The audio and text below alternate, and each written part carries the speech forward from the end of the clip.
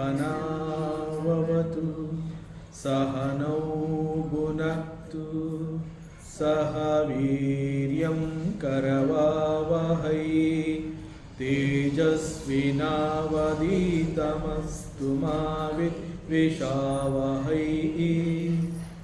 ओम शांति शांति ಶಾಂತಿ. ಶ್ರೀಕೃಷ್ಣ ಸರ್ವವು ನಿನ್ನ ಸೇವೆಯಾಗಲಿ ಸ್ವಾಮಿ. ಎಲ್ಲ ಆಧ್ಯಾತ್ಮ ಬಂಧುಗಳಿಗೂ ನಮಸ್ಕಾರ ಮತ್ತು ಶ್ರೀ ಚಿಕ್ಕಲಿಂಗೇಶ್ವರ ಸ್ವಾಮಿ ದೇವಸ್ಥಾನದ ಜ್ಞಾನಯಜ್ಞ ಶಾಲೆಗೆ ಸ್ವಾಗತ. ಧ್ವನಿ ಗುರುದೇವದಾಗಿರಲಿ, ವಿಚಾರ ಪರಮಾತ್ಮನದಾಗಿರಲಿ, ಹಾಗೂ ಇದು ನನ್ನದಲ್ಲದ ಕರ್ಮವಾಗಲಿ. ಕಠೋಪನಿಷತ್. ಮೊದಲಿಗೆ ಪ್ರಾರ್ಥನೆ. ಓಂ ನಮೋ ಭಗವತೆ ವೈವಸ್ವತಾಯ ಮೃತ್ಯುವೇ ಬ್ರಹ್ಮವಿದ್ಯಾಚಾರ್ಯಾಯ ನಚಿಕೇತಸೇ ಚ.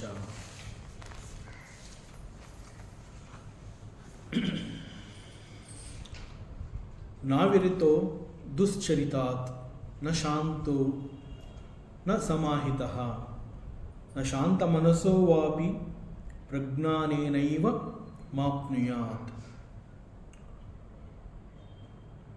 ಉಪನಿಷತ್ನ ಈ ಭಾಗದಲ್ಲಿ, ಈ ಮಂತ್ರದಲ್ಲಿ ಉಪನಿಷತ್ ಋಷಿ ಏನು ಹೇಳ್ತಾ ಇದ್ದಾನೆ ಅಂತಂದರೆ,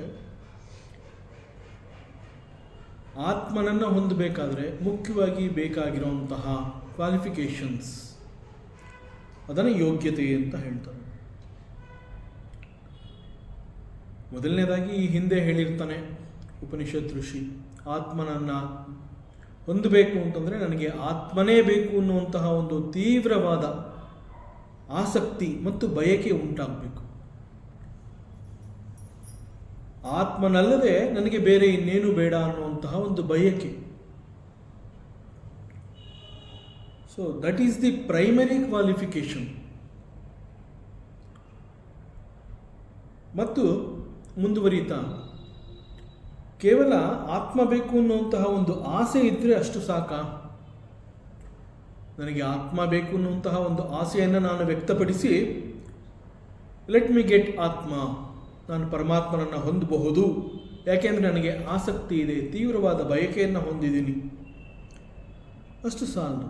ಅದಕ್ಕೆ ಬೇಕಾದಂತಹ ಸತ್ಕರ್ಮಗಳನ್ನು, ಕೆಲವು ಯೋಗ್ಯತೆಗಳನ್ನು, ಕ್ವಾಲಿಫಿಕೇಷನ್ಸ್ ಅಂತ ಹೇಳ್ತಾರೆ, ಅವೆಲ್ಲವುಗಳನ್ನು ಮಾಡ್ಕೋಬೇಕಾಗುತ್ತೆ. ಅವೆಲ್ಲದರ ಜೊತೆಗೆ ಮುಖ್ಯವಾಗಿ ದುಶ್ಚರಿತ ಅಂತ ಹೇಳ್ತಾನೆ. ಈ ಒಂದು ಪದಪ್ರಯೋಗ ಇದೆ ಇಲ್ಲಿ ಈ ಮಂತ್ರದಲ್ಲಿ. ಇಲ್ಲಿ ದುಶ್ಚರಿತ ಅಂತಂದರೆ ದುಷ್ಟಚಾರಿತ್ರ ಅಂತ. ಸಾಮಾನ್ಯವಾಗಿ ನಮ್ಮ ಬಿಹೇವಿಯರು, ನಾವು ಹೇಗೆ ವರ್ತನೆ ಮಾಡ್ತೀವಿ, ದೇಹವನ್ನು ಉಪಯೋಗಿಸಿಕೊಂಡು ನಾವು ಅನೇಕ ರೀತಿಯಲ್ಲಿ ನಾವು ಅನೇಕ ಕರ್ಮಗಳನ್ನು ಮಾಡ್ತೀವಿ.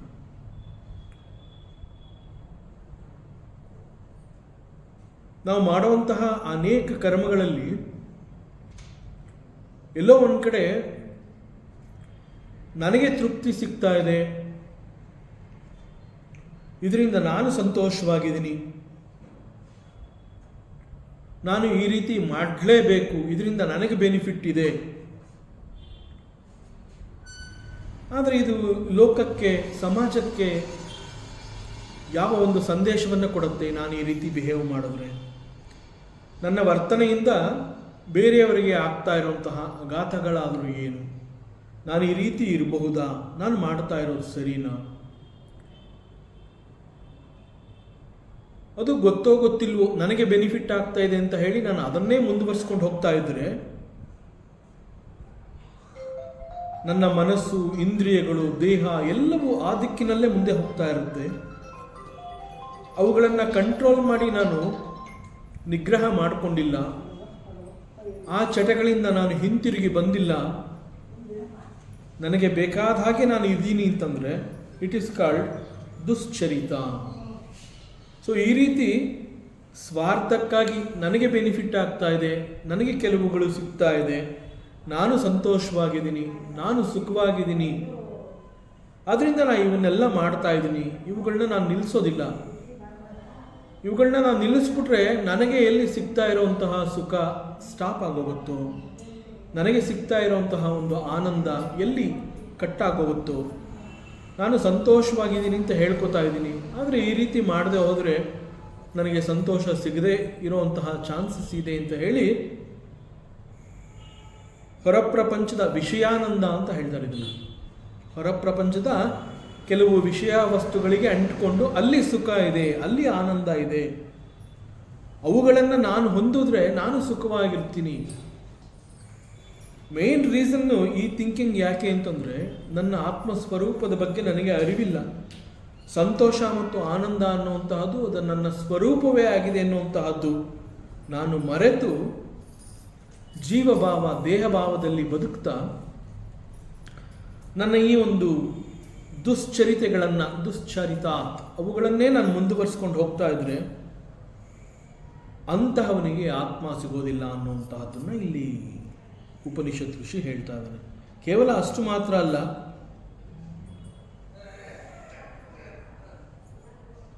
ನ ಶಾಂತೋ ನ ಸಮಾಹಿತಃ ಅಶಾಂತಃ. ಮುಖ್ಯವಾಗಿ ಅಶಾಂತಿ ಅಂತ ಹೇಳಿದಾಗ ವಾಟ್ ಈಸ್ ಅಶಾಂತಿ? ನೇರವಾಗಿ ಇದನ್ನು ಗಮನಿಸಬೇಕು ಅಂತಂದ್ರೆ ಇದು ಮನಸ್ಸಿಗೆ ಸಂಬಂಧಪಟ್ಟಿರುವಂತಹದ್ದು. ಶಾಂತಿ ಎನ್ನುವಂತಹದ್ದು ಮನಸ್ಸಿನ ಮೂಲಕ ನಾವು ಅದನ್ನು ಅನುಭವಿಸ್ತೀವಿ, ಅರ್ಥ ಮಾಡ್ಕೋತೀವಿ. ಆಚಾರ್ಯ ಶಂಕರರು ಇಲ್ಲಿ ಹೇಳ್ತಾರೆ, ವಾಟ್ ಈಸ್ ಅಶಾಂತಿ? ಅಶಾಂತ ಮನಸ್ಸು ಅಂತಂದ್ರೆ ಏನು? ಭಗವಾನ್ ಶಂಕರಾಚಾರ್ಯರು ಹೇಳ್ತಾರೆ, ಇಂದ್ರಿಯ ತೌಲ್ಯಾತ್ ಅಶಾಂತಃ ಅನುಪರತಃ. ಸೊ ಇಂದ್ರಿಯ ತೌಲ್ಯ ಅಶಾಂತಃ, ದಟ್ ಈಸ್ ಅಶಾಂತಿ. ಸೊ ಈ ಮೂಲಕ ಒಂದು ಮೆಂಟಲ್ ಡಿಸ್ಟರ್ಬೆನ್ಸ್ ಆಗತ್ತೆ. ದಟ್ ಮೆಂಟಲ್ ಡಿಸ್ಟರ್ಬೆನ್ಸ್, ಮನಸ್ಸಿಗೆ ಆಗುವಂತಹ ಆ ಒಂದು ಡಿಸ್ಟರ್ಬೆನ್ಸ್, ದಟ್ ಈಸ್ ಕಾಲ್ಡ್ ಅಶಾಂತಿ.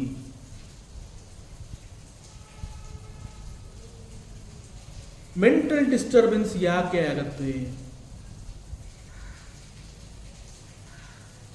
ಮನಸ್ಸಿಗೆ ಒಂದು ಡಿಸ್ಟರ್ಬೆನ್ಸ್ ಯಾಕೆ ಉಂಟಾಗುತ್ತೆ? ಅದಕ್ಕೆ ಮುಖ್ಯ ಕಾರಣ, ನಾವು ನಮ್ಮ ಇಂದ್ರಿಯಗಳನ್ನು ನಿಗ್ರಹ ಮಾಡಿಲ್ಲ, ನಾವು ನಮ್ಮ ಇಂದ್ರಿಯಗಳನ್ನು ಅಭ್ಯಾಸ ಮಾಡ್ತಾ ಇಲ್ಲ, ನಾವು ಅವುಗಳನ್ನು ಗಮನಿಸ್ತಾ ಇಲ್ಲ. ಆ ಇಂದ್ರಿಯಗಳು ಎಲ್ಲೆಲ್ಲಿ ಹೋಗುತ್ತೆ, ಹೇಗೆ ಹೋಗುತ್ತೆ, ನಾವು ಅವುಗಳ ಹಿಂದೆ ನಾವು ಕೂಡ ಓಡ್ತಾ ಇದ್ದೀವಿ. ಸೊ ಇಂದ್ರಿಯಗಳು ರಚನೆಯಾಗಿರುವಂತಹದ್ದೇ ಪ್ರಪಂಚದಲ್ಲಿ ಹಿಂತಿರುಗಿ ನೋಡದೆ ಮುಂದಕ್ಕೆ ಓಡೋ ರೀತಿಯಲ್ಲಿ ಈ ನಮ್ಮ ಇಂದ್ರಿಯಗಳು ಸೃಷ್ಟಿಯಾಗಿದೆ. ವೇದಾಂತ ಇದನ್ನು ಮತ್ತೆ ಮತ್ತೆ ಹೇಳುತ್ತೆ. ಸೊ ಮುನ್ನುಗ್ಗಿ ಓಡ್ತಾ ಇರುವಂತಹ ಇಂದ್ರಿಯಗಳ ಮೇಲೆ ನನ್ನ ಗಮನ ಇಲ್ಲ, ಅದು ಹೇಗೆ ಹೋಗ್ತಾ ಇದೆ ಆ ದಿಕ್ಕಿನಲ್ಲಿ ನಾನು ಕೂಡ ಐ ಆಮ್ ಚೇಸಿಂಗ್. ಸೊ ಇಂದ್ರಿಯಗಳನ್ನು ನಾನು ಫಾಲೋ ಮಾಡ್ತಾ ಇದ್ದೀನಿ ಅಂತಂದರೆ ಅದು ಹೇಗೆ ನನ್ನ ಮನಸ್ಸಿಗೆ ಒಂದು ತೊಂದರೆಯನ್ನು ಉಂಟು ಮಾಡುತ್ತೆ, ಅಥವಾ ಮೆಂಟಲ್ ಡಿಸ್ಟರ್ಬೆನ್ಸ್ ಯಾಕೆ ಆಗತ್ತೆ? ನಮ್ಮ ಇಂದ್ರಿಯಗಳು ಹದ್ದುಬಸ್ತಿನಲ್ಲಿ ಇಲ್ಲ ಅಂತ ಹೇಳ್ತಾರೆ. ಅಂದರೆ ಇಂದ್ರಿಯಗಳಿಗೂ ಕೂಡ ನಾವು ಮನಸ್ಸಿಗೆ ಹೇಗೆ ಒಂದು ಶಿಕ್ಷಣವನ್ನು ಕೊಡಬೇಕಾಗತ್ತೆ, ಅದೇ ರೀತಿ ಇಂದ್ರಿಯಗಳಿಗೂ ಕೂಡ ನಾವು ಒಂದು ಶಿಕ್ಷಣವನ್ನು ಕೊಟ್ಟು ಒಂದು ಡಿಸಿಪ್ಲಿನ್, ಶಿಸ್ತುಬದ್ಧ ಒಂದು ಯಾವ ರೀತಿ ಇರಬೇಕು, ಹೇಗಿರಬೇಕು ನಮ್ಮ ಇಂದ್ರಿಯಗಳು. ನಮಗೆ ಸಿಕ್ಕಿರುವಂತಹ ಇಂದ್ರಿಯಗಳು ನಿಜವಾಗ್ಲೂ ಆ ಇಂದ್ರಿಯಗಳು ನಮಗೆ ಸಿಕ್ಕಿಲ್ಲ ಅನ್ನೋ ಹಾಗಿದ್ದಿದ್ರೆ ನಮಗೆ ಜ್ಞಾನ ಅನ್ನುವಂತಹದ್ದೇ ಉಂಟಾಗ್ತಾ ಇರಲಿಲ್ಲ. ಇವತ್ತು ನಮಗೆ ಅಲ್ಪ ಸ್ವಲ್ಪ ಜ್ಞಾನ ಸಿಕ್ಕಿದೆ, ಜ್ಞಾನ ಸಿಗ್ತಾ ಇದೆ ಅಂತಂದರೆ it is only because of the sense organs. But ಇಂತಹ ಒಂದು ಇಂದ್ರಿಯಗಳನ್ನು ನಾನು ಗಮನಿಸದೇ ಹೋದಾಗ ಅವುಗಳು ಏನು ಮಾಡುತ್ತೆ ಅದೇ ಕರೆಕ್ಟು ಅನ್ನೋ ರೀತಿಯಲ್ಲಿ ಅವುಗಳ ಹಿಂದೆ ನಾನು ಹೋಗ್ತಾ ಇದ್ದಾಗ ಆ ಕಾರಣದಿಂದ ಮೆಂಟಲ್ ಡಿಸ್ಟರ್ಬೆನ್ಸ್ ಆಗತ್ತೆ ಎನ್ನುವಂತಹದ್ದು ಆಚಾರ್ಯ ಶಂಕರರು ಇಲ್ಲಿ ಹೇಳ್ತಾ ಇದ್ದಾರೆ. See, your indriyas are not disciplined. ಇಂದ್ರಿಯ ತೌಲ್ಯ ಅಶಾಂತ, ಈ ಕಾರಣದಿಂದ ಮನಸ್ಸಿಗೆ ಅಶಾಂತಿ ಉಂಟಾಗ್ತಾ ಇದೆ ಅಂತ ಹೇಳ್ತಾರೆ. ಈಗ for example, it is my freedom. ನನಗೆ ಬೇಕಾಗಿರುವಂತಹ ಆಹಾರವನ್ನು ತಿನ್ನುವಂತಹ ಒಂದು ಸ್ವಾತಂತ್ರ್ಯ, ಅನುಕೂಲ ಇವೆಲ್ಲ ನನಗೆ ಸಿಕ್ಕಿದೆ. ನಾನು ಏನು ಬೇಕಾದರೂ ಊಟ ಮಾಡಬಹುದು, ಎಷ್ಟು ಬೇಕಾದ್ರೂ ಸೇವಿಸಬಹುದು. ಸೊ ನನಗೆ ಎಲ್ಲ ರೀತಿಯ ಸೌಕರ್ಯ ಇದೆ, ಅನುಕೂಲ ಇದೆ, ಎಲ್ಲವನ್ನ ನಾನು ಗಳಿಸ್ಕೊಂಡಿದ್ದೀನಿ. ಅಷ್ಟು ಮಾತ್ರಕ್ಕೆ ನಾನು ಏನು ಬೇಕಾದ್ರೂ ತಿನ್ನಬಹುದು ಆಹಾರ ಅನ್ನೋದೇ ಆದರೆ it is called there is no discipline at all.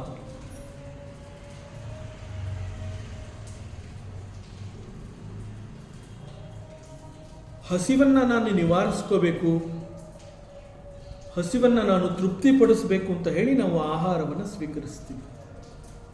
ಎರಡನೇದಾಗಿ ದೇಹದ ಪೋಷಣೆ ಆಗಬೇಕಾಗಿದೆ ಆಹಾರದ ಮೂಲಕ. ಮುಖ್ಯವಾಗಿ ಹಸಿವು ನಿವಾರಿಸ್ಕೋಬೇಕು, ಆ ನಂತರದಲ್ಲಿ ದೇಹದ ಪೋಷಣೆ ಆಗಬೇಕು. ಈ ಕಾರಣದಿಂದ ನಮಗೆ ಆಹಾರ ಅಗತ್ಯ. ಆದರೆ ಆಹಾರ ನನಗೆ ಸಿಗ್ತಾ ಇದೆ ಅಂತ ಹೇಳಿ ಯಾವುದನ್ನು ನಾನು ತಿನ್ನಬೇಕು, ಎಷ್ಟು ತಿನ್ನಬೇಕು, ಯಾವುದನ್ನು ನಾನು ತಿನ್ನಬಾರ್ದು, ಇವುಗಳ ಬಗ್ಗೆ ನನ್ನ ಗಮನ ಇಲ್ಲ ಅನ್ನೋದೇ ಆದರೆ ಆಗ ಆರೋಗ್ಯದಲ್ಲಿ ಸಮಸ್ಯೆ ಉಂಟಾಗುತ್ತೆ. For example,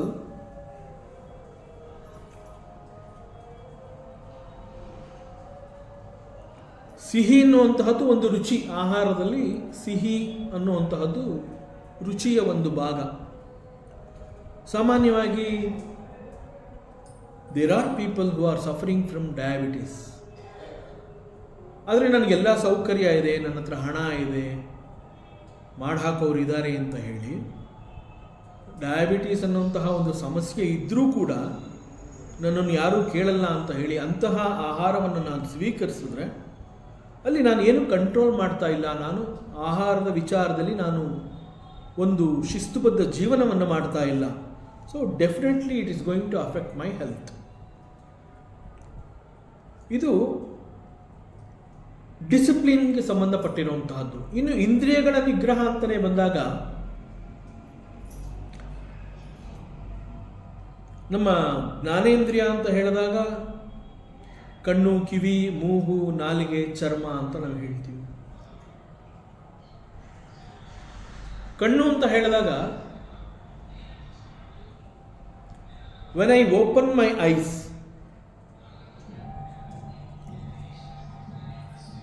the whole world is seen. ಇಡೀ ಪ್ರಪಂಚವನ್ನು ನಾನು ನೋಡಬಹುದು. ಅದೇ ನಾನು ಕಣ್ಣು ಮುಚ್ಕೊಂಡಿದ್ದೀನಿ ಅಂತಂದರೆ ನೋಡಿರೋಂತಹದ್ದು ನಾನು ಮತ್ತೆ ಮನಸ್ಸಿನಲ್ಲಿ ಅದನ್ನು ಜ್ಞಾಪಿಸ್ಕೋಬಹುದು. ನೋಡದೇ ಇರೋವಂತಹದ್ದನ್ನು ಅನೇಕಗಳನ್ನು ನಾನು ಅವಾಯ್ಡ್ ಮಾಡಬಹುದು ಕಣ್ಣುಗಳನ್ನ ಮುಚ್ಕೊಂಡಾಗ. ಕಣ್ಣುಗಳನ್ನು, ಕಿವಿನ ಆ ರೀತಿ ನಾವು ಮುಚ್ಕೊಳ್ಳೋಕ್ಕಾಗೋದಿಲ್ಲ. ಎಷ್ಟೇ ಬಿಗಿಯಾಗಿ ಕಿವಿ ಮುಚ್ಕೊಂಡ್ರೂ ಕೂಡ ಆ ಏರ್ ಪಾಸ್ ಆದಾಗ ಅಲ್ಪ ಸ್ವಲ್ಪ ಶಬ್ದ ಅನ್ನುವಂತಹದ್ದು ಕೇಳುತ್ತೆ. ಬಟ್ ಕಣ್ಣು ಅನ್ನುವಂತಹದ್ದನ್ನು ಕೇವಲ if I close my ice, ಕಣ್ಣುಗಳನ್ನು ನಾನು ಮುಚ್ಕೊಂಡ್ರೆ ಸಾಕು, ನಾನು ಯಾವುದನ್ನು ನಾನು ನೋಡಬಾರ್ದು ಅಂತ ಡಿಸೈಡ್ ಮಾಡ್ತೀನಿ, ಅದನ್ನು ನಾನು ನೋಡೋದೇ ಇಲ್ಲ. ಆದರೆ ಇಟ್ ಈಸ್ ಮೈ ಐಸ್. ನಾ ಏನು ದುಡ್ಡು ಕೊಡಬೇಕಾಗಿಲ್ಲ, ಯಾರು ಏನು ನನ್ನನ್ನು ಕಟ್ಟಾಕಿಲ್ಲ, ಯಾಕೆ ನಾನು ನೋಡಬಾರ್ದು? ಪ್ರಪಂಚ ಅಂತ ಹೇಳಿದಾಗ ಇಲ್ಲಿ ದೆರ್ ಈಸ್ ಆಲ್ವೇಸ್ ದ್ವಂದ್ವ. ದ್ವಂದ್ವ ಅಂತಂದರೆ opposite pair of items. There are so many things that you can see and enjoy. ಅದೇ ರೀತಿ ಕೆಲವುಗಳನ್ನು ನೋಡಿದಾಗ ಮನಸ್ಸಿಗೆ ಬಹಳ ನೋವಾಗುತ್ತೆ. ಸೊ ಕಣ್ಣುಗಳಿದೆ ಅಂತ ಹೇಳಿ ನಾನು ಏನು ಬೇಕಾದ್ರೂ ನೋಡಬಹುದು, ನಾನು ಅದನ್ನು ಕಂಟ್ರೋಲ್ ಮಾಡೋದೇ ಇಲ್ಲ, ಇದು ಕೂಡ ಇನ್ಡಿಸಿಪ್ಲಿನ್. ನಾನು ಏನು ನೋಡಬೇಕು, ಏನನ್ನು ನೋಡಬಾರ್ದು ಅನ್ನುವಂತಹದ್ದನ್ನು ನಾನೇ ನನ್ನ ಇಂದ್ರಿಯಗಳಿಗೆ, ಕಣ್ಣಿಗೆ ನಾನು ಶಿಕ್ಷಣವನ್ನು ಕೊಡಬೇಕಾಗತ್ತೆ. ಅದೇ ರೀತಿ ಅನೇಕ ರೀತಿಯ ಶಬ್ದಗಳು. ಕಿವಿ ಇದೆ ಅಂತ ಮಾತ್ರಕ್ಕೆ ನಾವು ಎಲ್ಲವನ್ನ ಕೇಳಿಸ್ಕೊಳ್ಳೇಬೇಕು ಅಂತ ಏನಿಲ್ಲ. ಯಾವುದು ಕೇಳಿಸ್ಕೋಬೇಕು ಅದನ್ನು ಕೇಳಿಸ್ಕೋಬೇಕಾಗತ್ತೆ. ಯಾವುದು ನನಗೆ ಬೇಡ ಅಂತ ಅನಿಸುತ್ತೆ ಅದನ್ನು ನಾನು ಕೇಳಿಸ್ಕೊಳ್ಳುವಂತಹ ಅವಶ್ಯಕತೆ ಇಲ್ಲ. ಅದೇ ರೀತಿ ನನ್ನ ಎಲ್ಲ ಇಂದ್ರಿಯಗಳಿಗೆ ನಾನು ಶಿಕ್ಷಣವನ್ನು ಕೊಡಬೇಕಾಗತ್ತೆ. This is called discipline. ಇಂದ್ರಿಯಗಳ ಮೇಲೆ ನಾವು ಹತೋಟಿಯನ್ನು ಸಾಧಿಸ್ತೀವಿ, ಇಂದ್ರಿಯಗಳಿಗೆ ಶಿಕ್ಷಣವನ್ನು ಕೊಡ್ತೀವಿ ಅಂತಂದರೆ ಈ ರೀತಿಯಲ್ಲಿ. ನಾನು ಇಷ್ಟಪಟ್ಟಿರೋದೆಲ್ಲ ತಿನ್ಬೋದು, ನಾನು ಇಷ್ಟಪಟ್ಟಿರೋದೆಲ್ಲ ನೋಡ್ಬೋದು, ನಾನು ಏನು ಬೇಕಾದ್ರೂ ಮಾಡ್ಬೋದು, ನನಗೆ ಇಷ್ಟ ಬಂದಿರೋದನ್ನು ನಾನು ಕೇಳಿಸ್ಕೋಬಹುದು. ಹೀಗೆ ಮಾಡೋದ್ರಿಂದ ಒಂದು ವೇಳೆ ಅದು ನನಗೆ ತೊಂದರೆ ಆಗುತ್ತೆ, ಬೇರೆ ಯಾರಿಗೂ ತೊಂದರೆ ಆಗೋದಿಲ್ಲ. ಆದ್ದರಿಂದ ಇಟ್ ಈಸ್ ನಾಟ್ ಪಾಪಕರ್ಮ. ಈ ಒಂದು ಕನ್ಕ್ಲೂಷನ್ಗೆ ನಾನು ಬರ್ತೀನಿ. Because it is my eyes, I will see, and if at all there is disturbance it is going to affect me. So ಬೇರೆಯವ್ರಿಗೆ ಏನು ತೊಂದರೆ ಇಲ್ಲ, ಸೊ ನಾ ಯಾಕೆ ಕಣ್ಣು ಮುಚ್ಕೊಳ್ಳಿ. ಅದೇ ರೀತಿ ಆಹಾರ ಸಮಸ್ಯೆ ಇರೋದು ನನಗೆ, ತಿನ್ನಬೇಕು ಬೇಡ ಅನ್ನುವಂತಹದ್ದು ನನ್ನ ವೈಯಕ್ತಿಕ ಇದು. ಆ ವಿಚಾರದಲ್ಲಿ ನಾನೇನು ಕಂಟ್ರೋಲ್ ಮಾಡೋದಿಲ್ಲ. ನಾನು ತಿಂದೇ ತಿಂತೀನಿ, ಇಂತಹದ್ದನ್ನು ನಾನು ಕೇಳಿಸ್ಕೋತೀನಿ, ಇಂತಹದ್ದನ್ನು ನಾನು ನೋಡ್ತೀನಿ, ಇಂತಹದ್ದನ್ನು ನಾನು ಸ್ಪರ್ಶ ಮಾಡ್ತೀನಿ, ಇಂತಹ ಆಘ್ರಾಣವನ್ನು ನಾನು ಸೇವಿಸ್ತೀನಿ.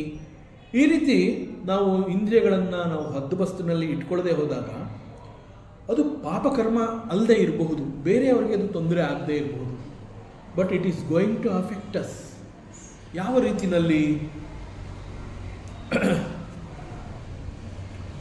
ಈಗ ಇಂದ್ರಿಯಗಳನ್ನು ನಾವು ಹತೋಟಿನಲ್ಲಿ ಇಟ್ಕೊಂಡಿಲ್ಲ, ಅವುಗಳಿಗೆ ನಾವು ಒಂದು ಡಿಸಿಪ್ಲಿನ್ ಕಲಿಸಿಲ್ಲ ಅಂತಂದಾಗ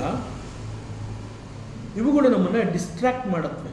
ಅಂತಂದರೆ ನಮ್ಮ ಮೂಲ ಉದ್ದೇಶ ಏನಿದೆ ಆ ಮೂಲ ಉದ್ದೇಶದಿಂದ ನಮ್ಮನ್ನ ಈಚೆ ಕರ್ಕೊಂಡು ಹೊರಟೋಗುತ್ತವೆ. ಇವು ನಾವು ಮತ್ತೊಂದು ದಾರಿನಲ್ಲಿ ಹೋಗೋ ಹಾಗೆ ಮಾಡುತ್ತವೆ. ಫಾರ್ ಎಕ್ಸಾಂಪಲ್, ಮಿತಿ ಮೀರಿ ತಿನ್ನೋದ್ರಿಂದ ಆರೋಗ್ಯದ ಸಮಸ್ಯೆ ಕೂಡ ಉಂಟಾಗಬಹುದು. ಅದೇ ರೀತಿ ನೋಡಬಾರ್ದೇ ಇರುವಂತಹದ್ದನ್ನು ನಾವು ನೋಡಿದಾಗ, ಕೇಳಬಾರ್ದೇ ಇರುವಂತಹದ್ದನ್ನು ಕೇಳಿಸ್ಕೊಂಡಾಗ, ಈ ರೀತಿ ಎಲ್ಲ ಇಂದ್ರಿಯಗಳಿಗೂ ಸೇರಿಸಿ ನಾವು ಯಾವುದನ್ನು ಮಾಡಬಾರ್ದು ಅದನ್ನು ನಾವು ಮಾಡ್ತಾ ಹೋದರೆ ಅವುಗಳು ನಮ್ಮ ಮನಸ್ಸಿನ ಮೇಲೆ ಬಹಳ ದೊಡ್ಡ ದುಷ್ಪರಿಣಾಮವನ್ನು ಉಂಟು ಮಾಡುತ್ತೆ. ಅದು ಪಾಪಕರ್ಮ ಅಲ್ಲದೆ ಇರ್ಬೋದು, but it will disturb our mind. ಯಾವ ರೀತಿಯಲ್ಲಿ? ಫಾರ್ ಎಕ್ಸಾಂಪಲ್, ಬೇಡದ ಅನೇಕಗಳು ನಮ್ಮ ಕಡೆಗೆ ನಮ್ಮ ಗಮನವನ್ನು ಸೆಳೆದು ನಮ್ಮನ್ನು ಪ್ರವೇಶಿಸಿರುತ್ತೆ. ನೋಡದೇ ಇರೋದನ್ನು ನೋಡಿರ್ತೀವಿ, ಕೇಳಿಸ್ಕೋಬಾರ್ದೇ ಇರೋದನ್ನು ಕೇಳಿಸ್ಕೊಂಡಿರ್ತೀವಿ, ತಿನ್ನಬಾರ್ದೇ ಇರೋದನ್ನು ತಿಂದು ಆ ರುಚಿಯನ್ನು ಸವಿದಿರ್ತೀವಿ. ಇದೆಲ್ಲ ಏನಾಗುತ್ತೆ, ಪರಿಣಾಮ ಏನು ಅಂತಂದರೆ slowly it is going to disturb our mind. For example, ನಾನು ಯಾರಿಗೂ ತೊಂದರೆ ಕೊಟ್ಟಿಲ್ಲ, ಬಟ್ ನನಗೆ ಇಷ್ಟ ಬಂದಂಗೆ ನಾನು ಮಾಡಿದ್ದೀನಿ ಅಂತ ಹೇಳಿ, ಅದೇ ರೀತಿ ನಾನು ಧ್ಯಾನ ಮಾಡ್ತೀನಿ ಅಂತ ಹೇಳಿ ಕಣ್ಣುಗಳನ್ನು ನಾನು ಮುಚ್ಚಿಕೊಂಡಾಗ, ಧ್ಯಾನ ಪ್ರಾರಂಭ ಆಗಿದೆ, ಕಣ್ಣುಗಳನ್ನು ಮುಚ್ಕೊಂಡಿದ್ದೀನಿ, ಬಟ್ ಈ ಹಿಂದೆ ನಾನು ಯಾವುದನ್ನು ನೋಡಬಾರ್ದು ಅಂತ ಅಂದ್ಕೊಂಡಿದ್ದೆ, ಆ ನೋಡಿದಂತಹ ಇಮೇಜ್ಗಳೆಲ್ಲ ಬಂದು ನನ್ನ ಮನಸ್ಸಿನಲ್ಲಿ ಕೂತಿರುತ್ತೆ. ಅದೇ ಕಾಣುತ್ತೆ. ನನ್ನ ಕಣ್ಗಳನ್ನ ಮುಚ್ಕೊಂಡಿರಬಹುದು, ಬಟ್ ಅದೇ ನಮ್ಮ ಮನಸ್ಸಿನಲ್ಲಿ ಸುತ್ತಾ ಇರುತ್ತೆ. ಯಾಕಿಂಥದ್ದಾಯಿತು, ಯಾಕಿಂಥದ್ದನ್ನ ನಾನು ನೋಡಿದೆ. ಅದೇ ರೀತಿ ರುಚಿ ಇರಬಹುದು, ಕೆಲವು ಶಬ್ದಗಳಿರಬಹುದು. So it is not only meditation ಟೈಮಲ್ಲಿ ಮಾತ್ರ ಅದು ಬಾದರ್ ಮಾಡುತ್ತೆ ಅಂತ ಅಲ್ಲ. Even when you want to sleep, ಒಳ್ಳೆ ನಿದ್ರೆ ಮಾಡಬೇಕು, ಎಲ್ಲ ಕೆಲಸಗಳು ಆಗೋಗಿದೆ, ಏನೂ ಇಲ್ಲ, ಈಗ ಒಳ್ಳೆ ನಿದ್ದೆ ಮಾಡಿ ಬೆಳಗ್ಗೆವರೆಗೆ ಫಸ್ಟ್ ಕ್ಲಾಸ್ ನಿದ್ದೆ ಮಾಡಿಬಿಡೋಣ ಅಂತ ಹೇಳಿ ನಾವು ಹಾಸಿಗೆ ಮೇಲೆ ಹೋಗಿ ಮಲ್ಕೊಂಡು ಕಣ್ಗಳನ್ನ ಮುಚ್ಕೊಂಡ್ರೆ ಎಗೇನ್ ಇವುಗಳೇ ರಿಪೀಟ್ ಆಗುತ್ತೆ. ಸೊ ಇದು ಪಾಪಕರ್ಮ ನಾನು ಮಾಡಿಲ್ಲ ಅಂತ ಹೇಳಿ ಇದರಿಂದ ಬೇರೆ ಯಾರಿಗೂ ತೊಂದರೆ ಇಲ್ಲ ಅಂತ ನಾನು ಅಂದ್ಕೊಂಡು ಇವುಗಳನ್ನು ಮಾಡಿರೋದ್ರಿಂದ ಬೇರೆ ಯಾರಿಗೂ ತೊಂದರೆ ಆಗದೆ ಇರ್ಬೋದು. ಆ ತೊಂದರೆಗಳನ್ನು ನಾನೇ ಅನುಭವಿಸ್ತಾ ಇದ್ದೀನಿ. ಸೊ ಅದನ್ನೇ ಇಲ್ಲಿ ಆಚಾರ್ಯರು ಇಂದ್ರಿಯ ತೌಲ್ಯ ಅಶಾಂತಃ ಅಂತಂದರೆ, ಈ ಇಂದ್ರಿಯಗಳು ಲೌಕಿಕ ವಸ್ತುಗಳಲ್ಲಿ ಹದ್ದು ಮೀರಿ ಆಸಕ್ತಿಯನ್ನು ಪಟ್ಟ ಕಾರಣದಿಂದ ಅದು ಮನಸ್ಸಿನ ಮೇಲೆ ದುಷ್ಪರಿಣಾಮವನ್ನು ಉಂಟು ಮಾಡಿದೆ. So this is the cause for ಅಶಾಂತಿ. ಯಾಕೆ ಮೆಂಟಲ್ ಡಿಸ್ಟರ್ಬೆನ್ಸ್, ಯಾಕೆ ಮನಸ್ಸಿಗೆ ಅಶಾಂತಿ, ಮನಸ್ಸಿಗೆ ಯಾಕೆ ನೆಮ್ಮದಿ ಇಲ್ಲ? So it is only because I have not disciplined my indriyas. ಅದನ್ನು ಇಲ್ಲಿ ಆಚಾರ್ಯರು ಇಂದ್ರಿಯ ತೌಲ್ಯ ಅಶಾಂತಃ ಅನುಪರತಃ, ಅನುಪರತಃ ಅಂತಂದರೆ ಅದನ್ನೇ ಅನುಭವಿಸುವಂತಹದ್ದು. ಈ ಮನಸ್ಸು ಮತ್ತು ಇಂದ್ರಿಯಗಳು ಹೇಗೆ ಅಂತಂದರೆ, ಒಂದು ಕಡೆ ಅವು ನಮ್ಮನ್ನು ಎಳ್ಕೊಂಡು ಹೋಗತ್ವೆ ಅಂತ ವೇದಾಂತ ನಮಗೆ ಎಚ್ಚರಿಕೆಯನ್ನು ಕೊಡ್ತಾ ಆ ಸಂದೇಶವನ್ನು ಹೇಳಿದ್ರು ಕೂಡ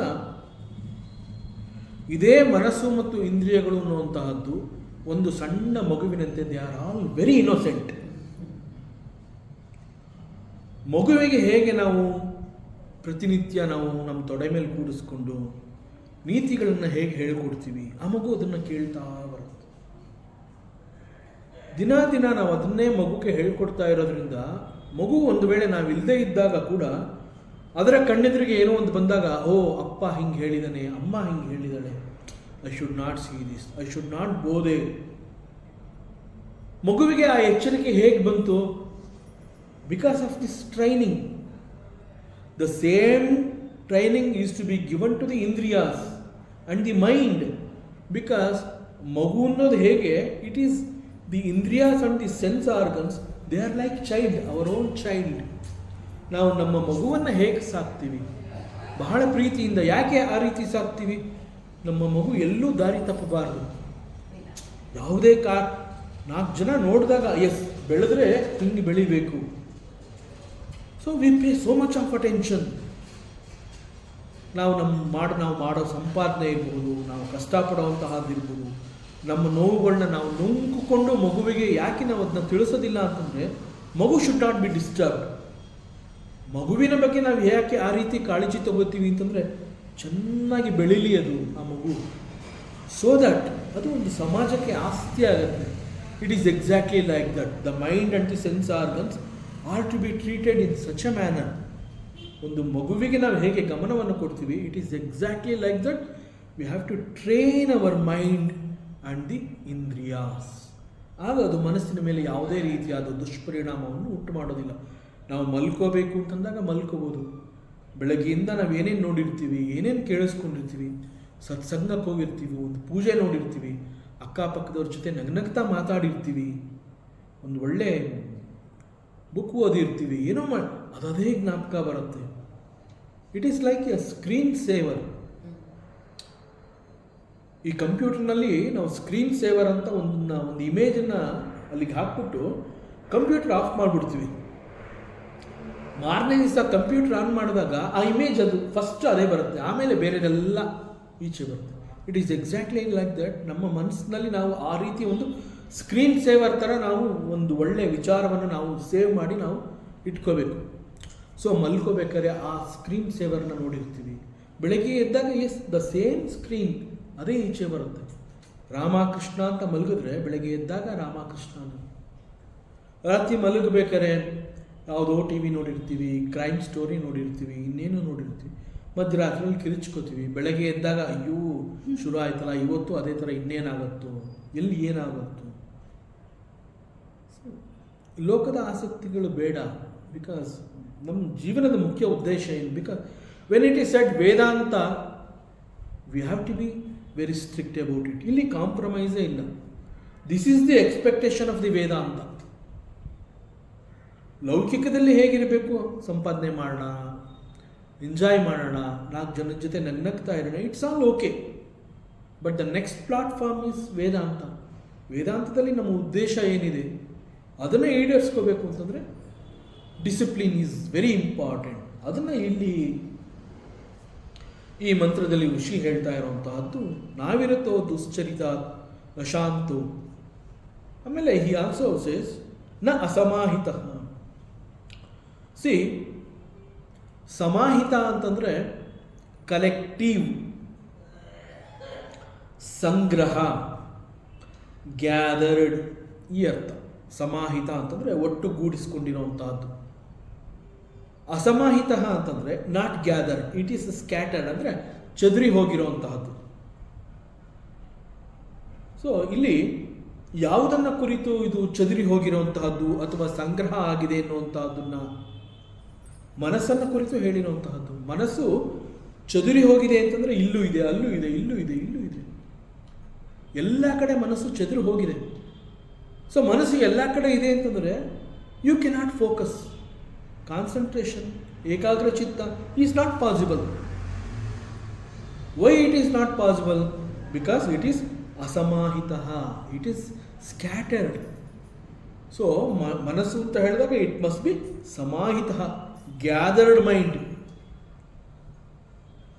ಮನಸ್ಸು ಅಂತ ಹೇಳಿದಾಗ ಏಕಾಗ್ರ ಚಿತ್ತ ಅಂತ ಹೇಳ್ತೀವಿ. ಏಕಾಗ್ರ ಅಂತಂದ್ರೆ ಅದೇ ಅರ್ಥ, ಕಲೆಕ್ಟಿವ್, ಎಲ್ಲ ಸೇರಿಕೊಂಡು ಇಡೀ ಸಂಪೂರ್ಣ ಮನಸ್ಸು ಮಾತ್ರ ಆಗಿರಬೇಕು. ಅದಕ್ಕೆ ಇಲ್ಲಿ ಆಚಾರ್ಯ ಶಂಕರರು ಹೇಳ್ತಾರೆ, ಅನೇಕ ಅಗ್ರಮನಾಹ ವಿಕ್ಷಿಪ್ತ ಚಿತ್ತಾಹ. ಅಸಾಮಹಿತ ಅನ್ನೋದಕ್ಕೆ ಆಚಾರ್ಯ ಶಂಕರರು ಕೊಟ್ಟಿರುವಂತಹ ಒಂದು ಭಾಷ್ಯ ಏನು ಅಂತಂದರೆ ಅಗ್ರಮಾನಃ ವಿಕ್ಷಿಪ್ತ ಚಿತ್ತಾಹ. ಸೊ ಇಲ್ಲಿ ಅನೇಕ ಅಗ್ರಮಾನಾಹ, ಅನೇಕಾಗ್ರಮನಾಹ. So it is not single pointed mind, it is not single pointed mind, it is ಅನೇಕ ಮನಃ. ಸೊ ಮಲ್ಟಿಪಲ್ ಪಾಯಿಂಟೆಡ್, ಮನಸ್ಸು ಚದುರಿ ಹೋಗಿದೆ ಅಂತ ಹೇಳ್ತೀವಿ. ಮನಸ್ಸು ಎಷ್ಟು ಕಡೆ ಚದುರಿ ಹೋಗಿದೆ? ದಟ್ ಈಸ್ ಕಾಲ್ಡ್ ವಿಕ್ಷಿಪ್ತ ಚಿತ್ತಾಹ. ದ ಮೈಂಡ್ ಈಸ್ ಸ್ಕ್ಯಾಟರ್ಡ್, ಎಲ್ಲ ಕಡೆ ಇದೆ. ಇಲ್ಲಿ ಮುಖ್ಯವಾದ ಪ್ರಶ್ನೆ ಏನು ಅಂತಂದರೆ, why a disturbed mind cannot sit for meditation?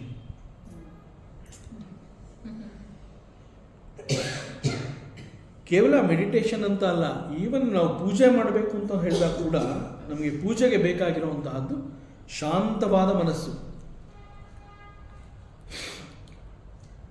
So ಒಂದು ಪೂಜೆ ಇರಬಹುದು, ಧ್ಯಾನ ಇರಬಹುದು, ಅಥವಾ ಯಾವುದೋ ಒಂದು ವಿಚಾರ, ಏನೋ ಒಂದು ಕೇಳಿಸ್ಕೊಂಡಿರ್ತೀವಿ ಒಂದು ಸತ್ಸಂಗದಲ್ಲಿ, ಆತ್ಮನ ವಿಚಾರ.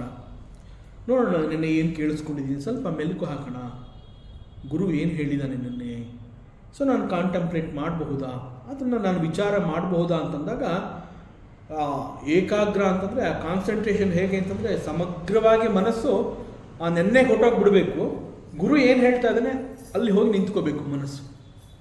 ಸೊ ಆಗ it is possible for us to contemplate ಅಂತಂದರೆ ಚಿಂತನೆ ಮಾಡೋದಕ್ಕೆ ಅದು ಅವಕಾಶವನ್ನು ಕೊಡುತ್ತೆ.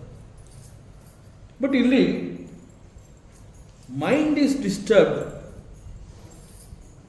ಸೊ ಇಟ್ ಈಸ್ ಅನೇಕಾಗ್ರ ಮನಃ, ಮಲ್ಟಿ ಪಾಯಿಂಟೆಡ್ ಮೈಂಡ್. ಅದನ್ನು ಇಲ್ಲಿ ಆಚಾರ್ಯರು ಅನೇಕಾಗ್ರ ಮನಃ ವಿಕ್ಷಿಪ್ತ ಚಿತ್ತಾಹ. ಸೊ ಮನಸ್ಸಿನ ಅವಸ್ಥೆಯನ್ನು ಕುರಿತು ಇಲ್ಲಿ ಆಚಾರ್ಯರು ಹೇಳಿರುವಂತಹದ್ದು.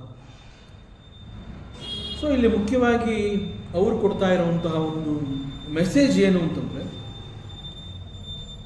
ಒಬ್ಬ ಡಿವೋಟಿ ಆರ್ ಒಬ್ಬ ಸಾಧಕ ಸಾಧನೆಗಾಗಿ ಮತ್ತು ಮನಸ್ಸಿನ ಪ್ರಶಾಂತತೆಗಾಗಿ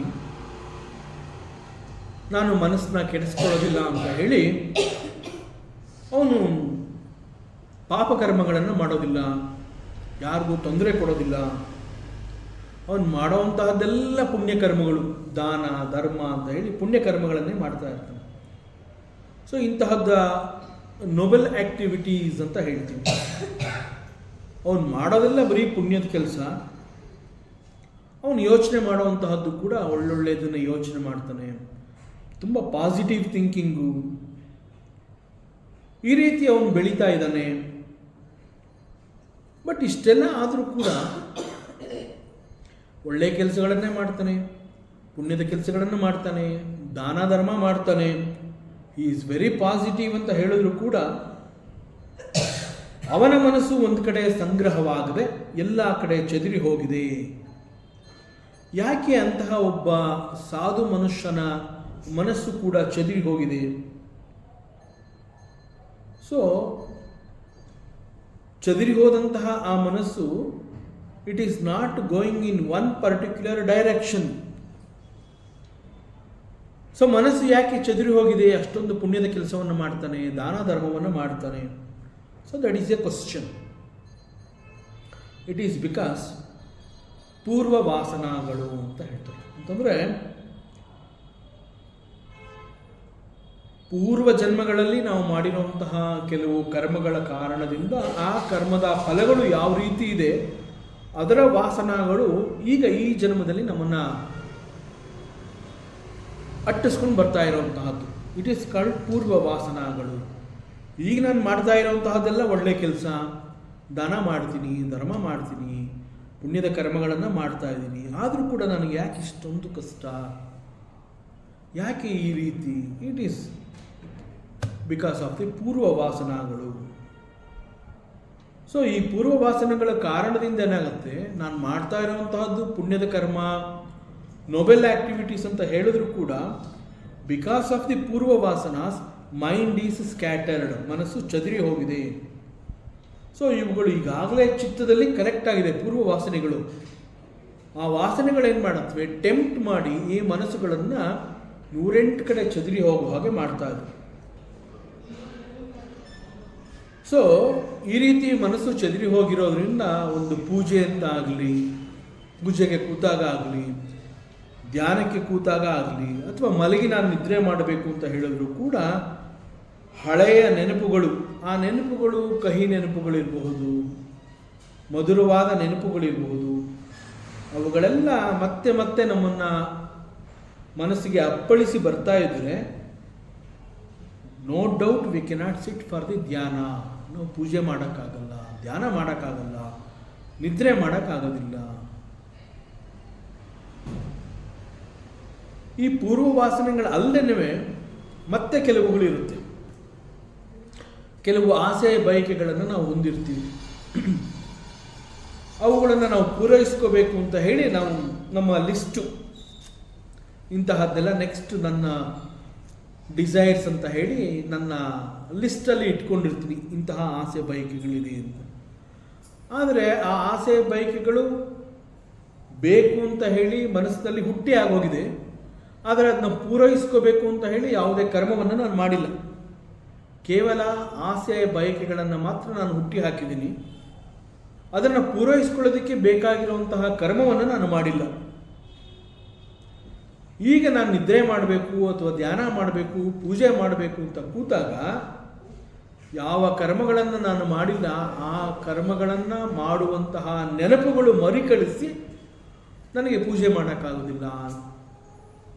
ಅಂದರೆ ಚಡ್ಪಡಿಸ್ತಾ ಇರುತ್ತೆ ಮನಸ್ಸು, ಎದ್ದೋಗಿ ಮೊದಲು ಆ ಕೆಲಸನ ಮಾಡು, ಆ ಕೆಲಸ ಮಾಡೋದ್ರಿಂದ ಇಂತಹದ್ದು ಸಿಗತ್ತೆ. ಸೊ ಟೆಂಪ್ಟ್ ಮಾಡುತ್ತೆ.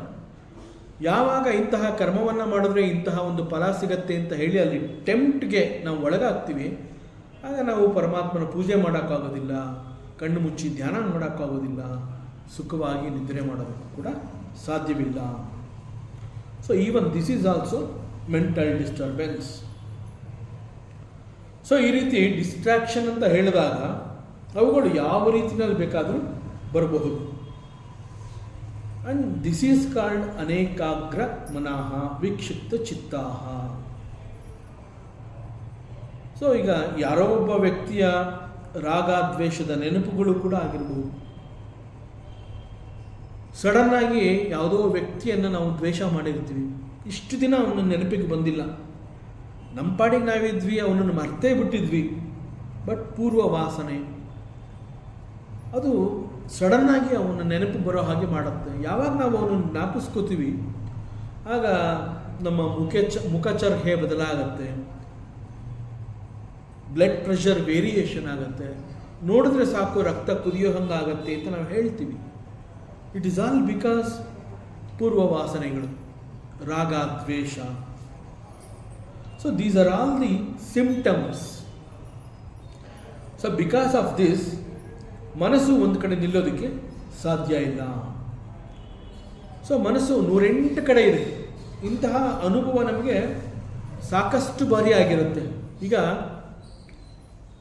ಸಾಮಾನ್ಯವಾಗಿ ನಾವು ನೋಡಿರೋಂತಹದ್ದು ನಮಗೆ ಅರ್ಥ ಆಗುತ್ತೆ, ಕೇಳಿಸ್ಕೊಂಡಿರೋಂತಹದ್ದು ಅರ್ಥ ಆಗುತ್ತೆ. ಯಾವುದೋ ಒಂದು ರುಚಿ ನೋಡಿರ್ತೀವಿ, ಅದನ್ನು ಕೂಡ ಗುರುತಿಸ್ತೀವಿ, ಅದು ಸಿಹಿನ, ಕಹಿನ, ಹುಳಿನ, ಉಪ್ಪ, ಖಾರನ, ಏನು ಎಲ್ಲವನ್ನ ನಾವು ಗುರುತಿಸ್ತೀವಿ. ಅದೇ ರೀತಿ ಯಾವುದೋ ಒಂದು ವಾಸನೆಯನ್ನು ನಾವು ನೋಡಿದಾಗ ಇದು ಇಂತಹದ್ದೇ ಗಂಧ ಅಂತ ಕೂಡ ಹೇಳ್ತೀವಿ. ಅಥವಾ ಕೇವಲ ಒಂದು ಸ್ಪರ್ಶ, ಅದನ್ನು ಮುಟ್ಟಿದ್ರೆ ಅದು ಪೇಪರು ಅಥವಾ ಪಾತ್ರೆ, ಇದೆಲ್ಲ ನಮಗೆ ಹೇಗೆ ಗೊತ್ತಾಗತ್ತೆ ಅಂತಂದರೆ ಬಿಕಾಸ್ ನಮ್ಮ ಇಂದ್ರಿಯಗಳ ಹಿಂದೆ ಮುಖ್ಯವಾಗಿ ಕೆಲಸ ಮಾಡ್ತಾ ಇರುವಂತಹದ್ದು ಮನಸ್ಸು.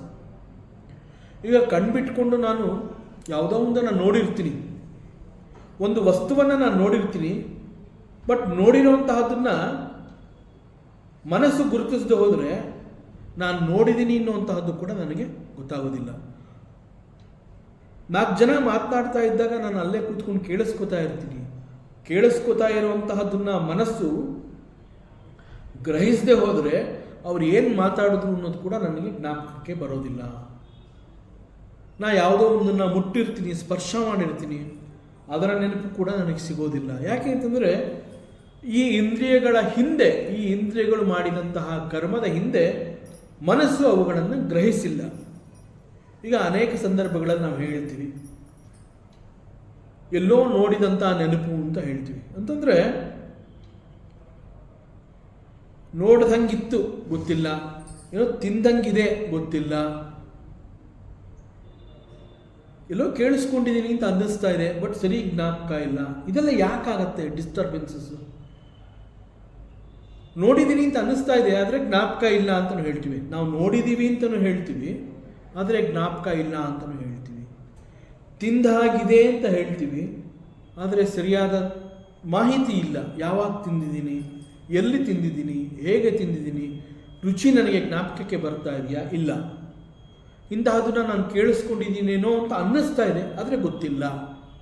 ಸೊ ಯಾಕೆ ಅಂತಂದರೆ ಮನಸ್ಸು ಕಣ್ಣಿನ ಹತ್ರನೂ ಸ್ವಲ್ಪ ಭಾಗ ಇದೆ, ಕಿವಿ ಹತ್ರ ಸ್ವಲ್ಪ ಭಾಗ ಹೋಗಿದೆ, ರುಚಿ ಹತ್ರ ಸ್ವಲ್ಪ ಭಾಗ ಹೋಗಿದೆ, ಸ್ಪರ್ಶದ ಕಡೆನೂ ಹೋಗಿದೆ ಮನಸ್ಸು.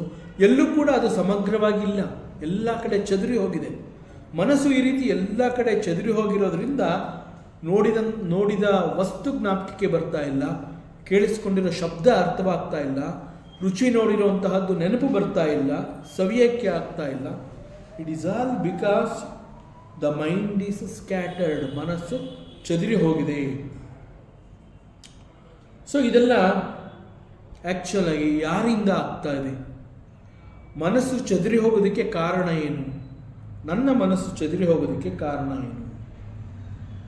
The disturbances are because of the vasanas. ಆ ವಾಸನಾಸ್ ಎಲ್ಲಿಂದ ಬಂತು? ಯಾರೋ ತಂದು ನನಗೆ ಕೊಟ್ಟಿಲ್ಲ ಆ ವಾಸನಾಸ್. ನಾನೇ ಕೆಲವು ಕರ್ಮಗಳನ್ನು ಮಾಡಿ ಆ ವಾಸನಗಳನ್ನು ನನ್ನ ಚಿತ್ತದಲ್ಲಿ ಸ್ಟೋರ್ ಆಗೋ ಹಾಗೆ ನಾನೇ ಮಾಡಿಕೊಂಡಿರೋವಂತಹದ್ದು. So vasanas are creating these problems and I am the cause for this. So ಇದನ್ನು ಅಸಮಾಹಿತ.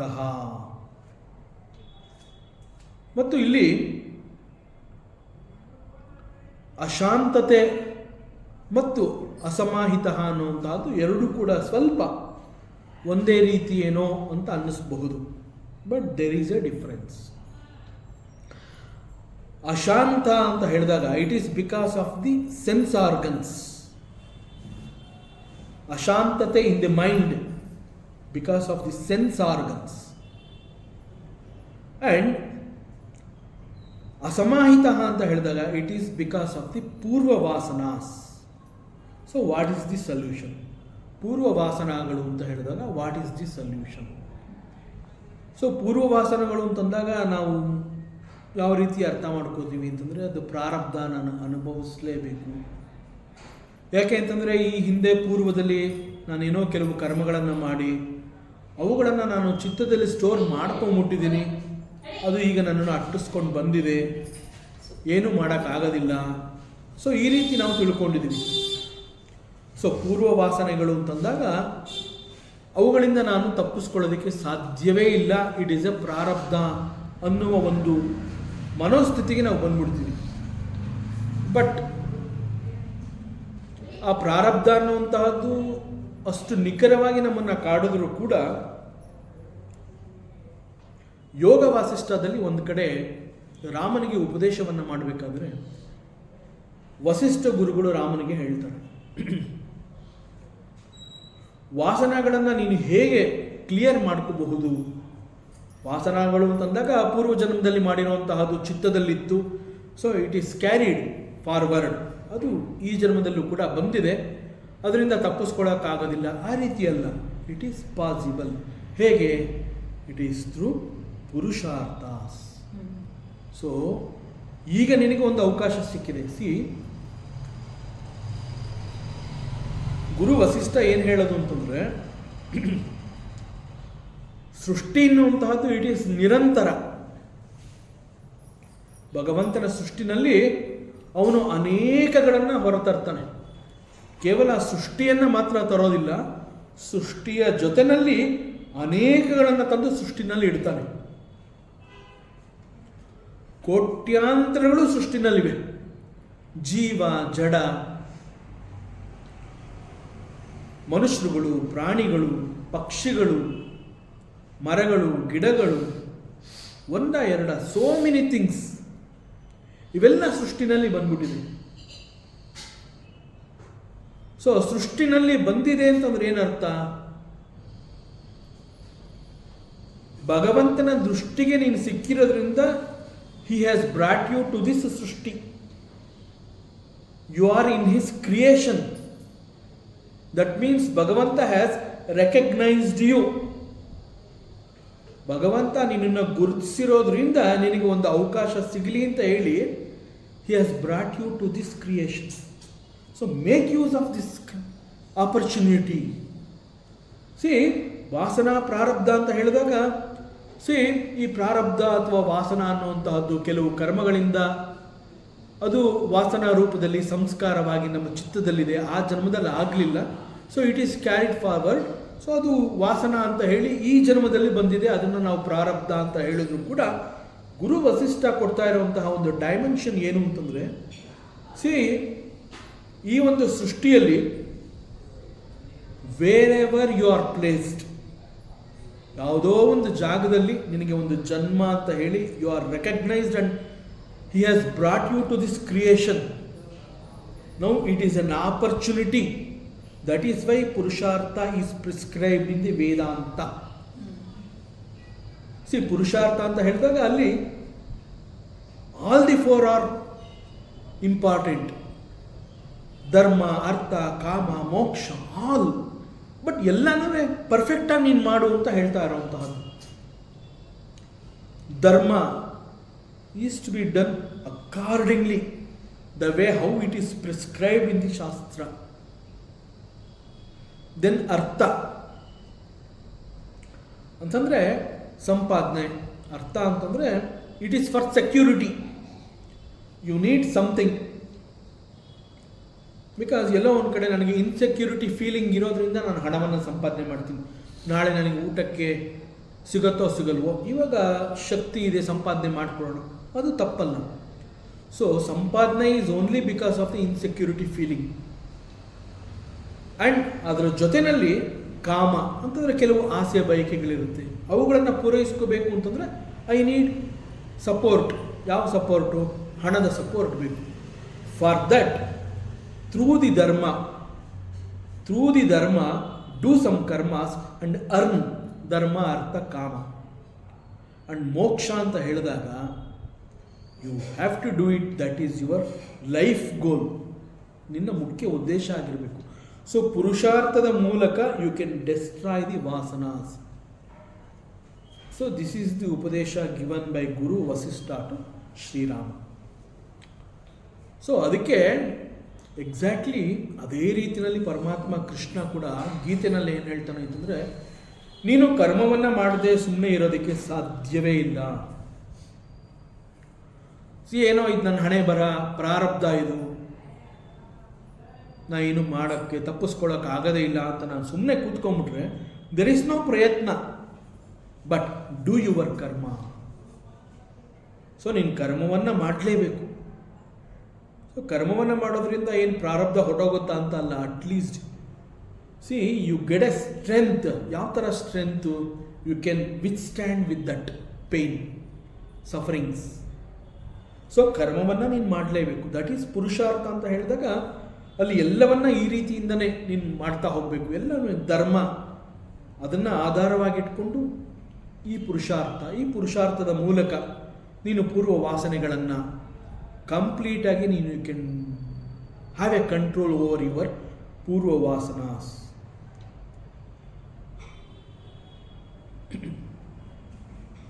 ಸೊ ರಾಮನಿಗೆ ಆ ಸ್ಟ್ರೆಂತ್ ಇತ್ತು ಅಂತ guru Vasishtha he has recognised.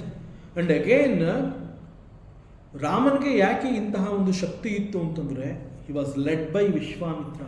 The symbolic meaning of Vishwamitra ಅಂತಂದಾಗ ನಾವು ಸಾಮಾನ್ಯವಾಗಿ ಪುರಾಣದ ಕಥೆಗಳ ಪ್ರಕಾರ ವಿಶ್ವಾಮಿತ್ರ ಅಂತಂದಾಗ ಹಿ ಈಸ್ ಎ ಗ್ರೇಟ್ ಋಷಿ.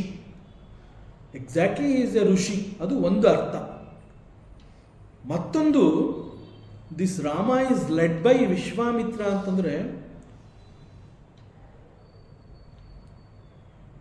ಆ Vishwamitra is a shakti, that ವಿಶ್ವ, the entire universe, he is a friend to the entire universe.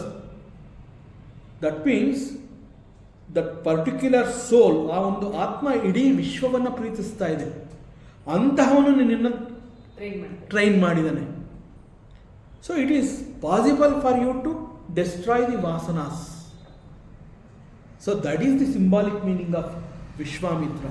So ಇಲ್ಲಿ ಈ ಉಪನಿಷತ್ನ ಈ ಮಂತ್ರದಲ್ಲಿ ಆ ದುಶ್ಚರಿತ ಇರಬಹುದು, ಅಶಾಂತ, ಅಸಮಾಹಿತ, ಇದೆಲ್ಲ ಏನು ಹೇಳ್ತಾ ಇದೆ ಅಂತಂದರೆ, ನಿನ್ನ ಮನಸ್ಸು ಮತ್ತು ದೇಹವನ್ನು ನೀನು ಯಾವ ರೀತಿ ಇಟ್ಕೋಬೇಕು ಅಂತಂದರೆ, ಎಲ್ಲೂ ಕೂಡ ಅಸೂಯೆ ಇರಬಾರ್ದು. You must be friendly with everybody. So ಆಗ there is no raga, there is no dvesha, everything is in tune.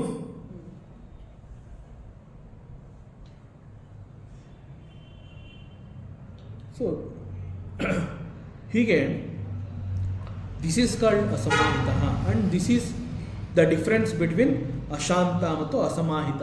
So there is a slight difference. So ಹೇಗೆ ನಾವು ಟ್ರೈನಿಂಗ್ನ ನಮ್ಮ ಇಂದ್ರಿಯಗಳಿಗಾಗಲಿ ನಮ್ಮ ಮನಸ್ಸಿಗಾಗಲಿ ನಮಗೆ ನಾವೇ ಹೇಗೆ ಟ್ರೈನಿಂಗ್ನ ನಾವು ಕೊಟ್ಕೊಳ್ಳೋದಕ್ಕೆ ಸಾಧ್ಯ? Simple, we have to follow, without forgetting we have to follow. For example, ನಾನು ಪೂಜೆ ಅಂತ ಹೇಳಿ ಪೂಜೆಗೆ ಕೂತ್ಕೋತೀನಿ, 10 ನಿಮಿಷ ಅಥವಾ ಅರ್ಧ ಗಂಟೆ ನಾನಿವತ್ತು ದೇವರ ಪೂಜೆ ಮಾಡಬೇಕು. ಅಲ್ಲಿ ಮತ್ತೆ ನೋ ಕಾಂಪ್ರಮೈಸ್. ಈ ಅರ್ಧ ಗಂಟೆ ನಾನು ದೇವರ ಮುಂದೆ ಕೂತ್ಕೊಂಡು ಪರಮಾತ್ಮನನ್ನು ಕಣ್ತುಂಬ ನೋಡಿಕೊಂಡು ನಾನು ಅಲಂಕಾರವನ್ನು ಮಾಡಿ ನಾನು ಅವನು ಪೂಜೆ ಮಾಡ್ತೀನಿ, ಮಂತ್ರಗಳನ್ನು ಹೇಳ್ತೀನಿ, ಸ್ತೋತ್ರವನ್ನು ಮಾಡ್ತೀನಿ, ಅವನನ್ನು ಹಾಡಿ ಹೊಗಳ್ತೀನಿ, ದೇವರ ನಾಮಗಳನ್ನು ಹೇಳ್ತೀನಿ, ಭಜನೆಯನ್ನು ಮಾಡ್ತೀನಿ ಅಂತಂದಾಗ no compromise. Half an hour ತೆಗೆದಿಟ್ಬಿಡ್ಬೇಕು. ಫೋನ್ ಅಟೆಂಡ್ ಮಾಡೋ ಹಾಗಿಲ್ಲ, ಯಾರೋ ಬಂದರು ಅಂತ ಎದ್ದು ಹೋಗೋ ಹಾಗಿಲ್ಲ. ಹಾಫ್ ಆನ್ ಅವರ್ ನಾನು ಪೂಜೆಗೆ ಅಂತ ನಾನು ಅಂದ್ಕೊಂಡಿದ್ದೀನಿ ಅಂತಂದರೆ it is to be done. It is exactly ಧ್ಯಾನ ಅಂತ ಹೇಳಿದಾಗ ನಾನು ಮೆಡಿಟೇಷನ್ ಮಾಡ್ತೀನಿ ಅಂತಂದಾಗ next 1 hour I will give ನನ್ನ ಸಂಪೂರ್ಣವಾಗಿ 100% ಈ ಮನಸ್ಸನ್ನು ನಾನು ಪರಮಾತ್ಮನಿಗೆ ಕೊಟ್ಬಿಡ್ತೀನಿ, ಧ್ಯಾನಕ್ಕೆ ಕೊಟ್ಬಿಡ್ತೀನಿ. ನಾನು ಇನ್ನೇನು ಯೋಚನೆ ಮಾಡೋದೇ ಇಲ್ಲ. ಸೊ ಒಂದು ಧ್ಯಾನಕ್ಕೆ ಕೂತಾಗ ಅಥವಾ ಪೂಜೆಗೆ ಕೂತಾಗ ನಾವು ಈ ರೀತಿ ಒಂದು ಮನೋ ನಿರ್ಧಾರವನ್ನು ತಗೋಬೇಕಾಗುತ್ತೆ. It is possible. ಹೇಗೆ ಪೂಜೆಗೆ ಕೂತಾಗ ಹೇಗೆ ನಾನು ಡಿಸ್ಟರ್ಬ್ ಆಗೋದೇ ಇಲ್ಲ, ನಾನು ಪೂಜೆಗೆ ಅಂತ ಪ್ರಿಪೇರ್ ಆಗಿದ್ದೀನಿ ಅಂದಮೇಲೆ ಪೂಜೆ ಮಾತ್ರ ನಾನು ಮಾಡೋವಂತಹದ್ದು. ಅಥವಾ ನಾನು ಮೆಡಿಟೇಷನ್ ಮಾಡ್ತೀನಿ ಅಂತಂದಾಗ ಓನ್ಲಿ ಮೆಡಿಟೇಷನ್, ನಥಿಂಗ್ ಡೂಯಿಂಗ್, ಬೇರೆ ಇನ್ನೇನೂ ಇಲ್ಲ. ಹೇಗೆ ನಾನು ನನ್ನ ಮನಸ್ಸನ್ನ ಆ ರೀತಿ ಪೂಜೆಗಾಗಲಿ ಧ್ಯಾನಕ್ಕಾಗಿ ಕೊಡೋದಕ್ಕೆ ಹೇಗೆ ಸಾಧ್ಯ? Is it possible for me? ಇದು ನನ್ನಿಂದ ಸಾಧ್ಯನಾ? It is only if you can love the god, it is possible for you. ಪೂಜೆ ಮಾಡ್ತೀನಿ ಅಂತಂದಾಗ ಕಾಟಾಚಾರ ಅಲ್ವಲ್ಲ, ಭಗವಂತನ ಮೇಲೆ ಇರೋ ಪ್ರೀತಿಯಿಂದ ನಾನು ಪೂಜೆ ಮಾಡ್ತಾ ಇರೋದು. So if you can love the god, half an hour 1 hour ಪೂಜೆ ಮಾಡ್ಬೋದಲ್ಲ. ಅದೇ ರೀತಿ ಧ್ಯಾನ ಮಾಡ್ತೀನಿ ಅಂತಂದಾಗ ನಾನು ಮನಸ್ಸನ್ನ 100% ಧ್ಯಾನದಲ್ಲಿ ಇಡ್ತೀನಿ ಅಂತಂದಾಗ ಹೇಗೆ ಪಾಸಿಬಲ್ ಅಂತಂದರೆ, because I love God. If you can give 100% to the God, then it is possible. So ಹೀಗೆ ನಾವೇ ಒಂದು ದೃಢವಾದ ಒಂದು ನಿರ್ಧಾರವನ್ನು ತಗೋಬೇಕಾಗುತ್ತೆ. So this entire 1 hour is dedicated to the God. So nothing should disturb me ಅಂತ ಹೇಳಿ ನಾವು ಧ್ಯಾನ ಮಾಡಬೇಕಾಗುತ್ತೆ, ಪೂಜೆ ಮಾಡಬೇಕಾಗುತ್ತೆ. It's possible. 100% ನಾವು ಪರಮಾತ್ಮನನ್ನು ಪ್ರೀತಿ ಮಾಡಬೇಕಾಗುತ್ತೆ. That's all. ಇಲ್ಲಿ ಇದೆಲ್ಲ ಸರ್ಟನ್ ಕ್ಲೂಗಳು ಅಂತಂದರೆ ಹಿಂಟ್ಸ್, ಹೇಗೆ ಯು ಕ್ಯಾನ್ ಗ್ರೋ ಆಧ್ಯಾತ್ಮ ಅಥವಾ ಸಾಧನೆ ಅಂತಂದಾಗ ನೀನು ಹೇಗೆ ಬೆಳಿಬಹುದು ಅನ್ನೋದಕ್ಕೆ ಟಿಪ್ಸ್ ಕೊಡ್ತಾ ಇರುವಂತಹದ್ದು ಇಲ್ಲಿ ಉಪನಿಷತ್ತು.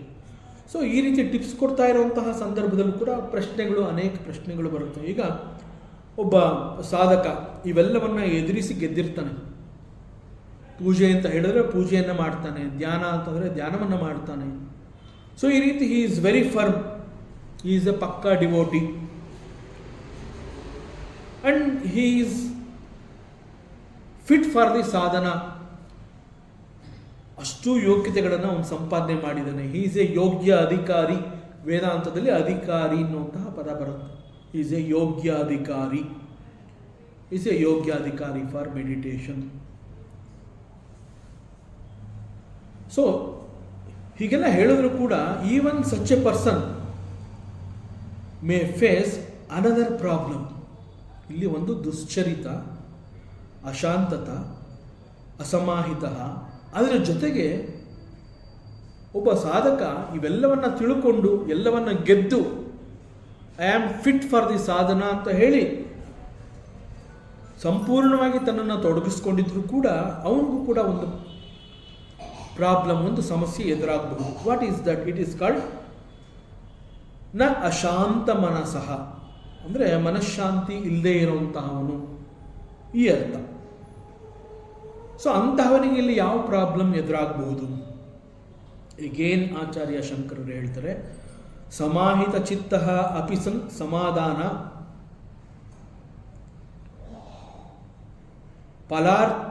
ಫಲಾರ್ಥತ್ವಾತ್ ಅಶಾಂತ ಮಾನಸಃ. ಅಂದರೆ mind is focused, mind is concentrated, ಏಕಾಗ್ರ ಚಿತ್ತ ಅಂತ ನಾವೇನು ಹೇಳ್ತೀವಿ, ಆ ಒಂದು ಸ್ಟೇಜ್ಗೆ ಅವನು ಬಂದಿದ್ದಾನೆ. ಈ ಈಸ್ ಎ ಯೋಗ್ಯ ಅಧಿಕಾರಿ. ಆದರೂ ಕೂಡ ಹಿ ಹ್ಯಾಸ್ ಗಟ್ ಅಡಿಷನಲ್ ಒಂದು ಪ್ರಾಬ್ಲಮ್ ಇದೆ ಅವನಿಗೆ. ಹೇಗೆ? His mind is concentrated, he is very focused, he is a fit ಅಧಿಕಾರಿ ಅಂತ ಹೇಳಿದ್ರು ಕೂಡ ಅವನಲ್ಲಿರುವಂತಹ ಸಮಸ್ಯೆ ಏನು ಅಂತಂದರೆ ಹಿ ಈಸ್ ಫಲಾರ್ಥಿತ್ವಾತ್ ಅಂತಂದರೆ he is desiring the fruit of meditation ಅಥವಾ ಪೂಜೆ ಅಥವಾ ಧ್ಯಾನ ಅಂತ ಹೇಳಿದಾಗ ಅದರಿಂದ ಕೂಡ ನನಗೇನೋ ಒಂದು ಸಿಗಬೇಕು ಅನ್ನುವಂತಹ ಒಂದು ಫಲದ ನಿರೀಕ್ಷೆಯನ್ನು ಇಟ್ಕೊಂಡಿರ್ತಾನೆ. ಇಷ್ಟೆಲ್ಲ ಅವನು ಸಾಧನೆಯಲ್ಲಿ ಮುಂದೆ ಬಂದಿದ್ರು ಕೂಡ ನನಗೆ ಇವತ್ತು ಪೂಜೆ ಮಾಡಿದಾಗ ಅಥವಾ ಈಗ ನಾನು ಮೆಡಿಟೇಷನ್ ಮಾಡಿದ್ಮೇಲೆ ಕೂಡ ನನಗೆ ಐ ವಾಂಟ್ ಸಮಥಿಂಗ್ ಅನ್ನುವಂತಹ ಒಂದು ಬಯಕೆ ಅವನಲ್ಲಿ ಅಡಗಿರುತ್ತೆ. ಅದು ಯಾವ ರೀತಿಯ ಬಯಕೆ? ಈಗ ಫಾರ್ ಎಕ್ಸಾಂಪಲ್ 100% ನಮ್ಮನ್ನು ನಾವು ಪರಮಾತ್ಮನಿಗೆ ಒಪ್ಪಿಸ್ಕೊಂಡು ಪರಮಾತ್ಮನ ಪೂಜೆಯನ್ನು ಮಾಡಿರ್ತೀವಿ. ಪರಮಾತ್ಮನ ಪೂಜೆಯನ್ನು ಮಾಡಿದ್ಮೇಲೆ ಎಲ್ಲೋ ಒಂದು ಕಡೆ ಇಡೀ ದಿನ ಮನಸ್ಸು ಬಹಳ ಪ್ರಸನ್ನವಾಗಿರುತ್ತೆ. ಮತ್ತೆ ಮತ್ತೆ ಮನಸ್ಸಿಗೆ ಅದೇನು ಹೇಳುತ್ತೆ ಅಂತಂದರೆ, ಇವತ್ತು ನೀನು ಪೂಜೆ ಮಾಡಿದೆಯಲ್ಲ, ಏನೋ ಒಂದು ಧೈರ್ಯ ನಿನಗಿದೆ ಅನ್ನೋದು ಒಳಗಡೆಯಿಂದ ಅದು ಹೇಳ್ತಾ ಬರುತ್ತೆ. ಅಥವಾ ಒಂದು ಧ್ಯಾನ ಮಾಡಿರ್ತೀವಿ, ಆ ಧ್ಯಾನ ಮಾಡಿದಾಗ ಏನೋ ಒಂದು ಸಮಾಧಾನ ಸಿಕ್ಕಿರುತ್ತೆ. ಸೊ ಆ ಒಂದು ಸಮಾಧಾನ ನಮ್ಮ ಮನಸ್ಸಿನಲ್ಲಿ ಯಾವ ರೀತಿ ಕೂತಿರುತ್ತೆ ಅಂತಂದರೆ, ಮಾರನೇ ದಿವಸ ನಾವು ಪೂಜೆ ಮಾಡಿದಾಗ ಅಥವಾ ಮಾರನೇ ದಿವಸ ನಾವು ಧ್ಯಾನಕ್ಕೆ ಕೂತಾಗ ಆ ಮನಸ್ಸು ಹೇಳುತ್ತೆ, ನೋಡು ನೆನ್ನೆ ನೀನು ಪೂಜೆ ಮಾಡಿದ್ದಿ, ಇವಾಗ ಯಾವ ರೀತಿ ನಿಮಗೆ ಒಂದು ತೃಪ್ತಿ ಸಿಕ್ಕಿತ್ತಲ್ಲ, ಜ್ಞಾಪಿಸ್ಕೊ. ಇವತ್ತು ನೀನು ಪೂಜೆ ಮಾಡ್ತಿಲ್ಲ, ಅದಕ್ಕಿಂತ ಹೆಚ್ಚಿಗೆ ತೃಪ್ತಿ ಸಿಗಬೇಕು. ನೆನ್ನೆ ನೀನು ಮೆಡಿಟೇಷನ್ ಮಾಡಿದ್ಯಲ್ಲ, ಮನಸ್ಸು ಒಂಥರ ಸಮಾಧಾನ ಆಯಿತು ಅಂತ ನಿನಗೆ ಅನುಭವ ಆಯ್ತಲ್ಲ, ಇವತ್ತು ನೀನು ಮೆಡಿಟೇಷನ್ ಮಾಡಿಬಿಟ್ಟು ಅದಕ್ಕಿಂತ ಜಾಸ್ತಿ, ನಾಳೆ ಪೂಜೆ ಮಾಡಿದಾಗ ಇನ್ನೂ ಜಾಸ್ತಿ, ನಾಳೆಗೆ ಮೆಡಿಟೇಷನ್ ಮಾಡಿದಾಗ ಇನ್ನೂ ಜಾಸ್ತಿ. ಸೊ ಇದು ಎಲ್ಲಿ ಹೋಗಿ ಮುಟ್ಟತ್ತೆ ಅಂತಂದರೆ, ಎಲ್ಲ ಒಂದು ಕಡೆ ಆ ತೃಪ್ತಿ ಸಮಾಧಾನ ಅನ್ನೋದನ್ನು ಮಾತ್ರ ಮನಸ್ಸಿನಲ್ಲಿ ಇಟ್ಕೊಂಡು ಭಗವಂತನ ಮರಿತಾ ಬರ್ತಾನೆ, ಧ್ಯಾನವನ್ನು ಮರಿತಾ ಬರ್ತಾನೆ. ಸೊ ದಿಸ್ ಈಸ್ ಕಾಲ್ಡ್ ಫಲಾರ್ಥಿತ್ವಾತ್. ಸೊ ಫಲದ ಮೇಲೆ ಅವನು ನಿರೀಕ್ಷೆ ಯಾವ ರೀತಿ ಇಟ್ಕೊಂಡಿರ್ತಾನೆ ಅಂತಂದರೆ, actually it is wrong understanding. ವೇದಾಂತ ಏನು ಹೇಳುತ್ತೆ, ಒಬ್ಬ ಗುರು ಏನು ಹೇಳ್ತಾನೆ ಅಂತಂದರೆ, ನೋಡಪ್ಪ, ಗೀತೆನಲ್ಲಿ ಭಗವಂತ ಹೇಳಿರೋದು ಅದೇ, ಕರ್ಮವನ್ನು ನೀನು ಮಾಡು, ಫಲದ ನಿರೀಕ್ಷೆ ನಿನಗೆ ಬೇಡ ಅಂತ ಹೇಳ್ತಾನೆ. ಇಟ್ ಈಸ್ ಎಕ್ಸಾಕ್ಟ್ಲಿ ವೇದಾಂತ ಏನು ಹೇಳುತ್ತೆ ಅಂತಂದಾಗ,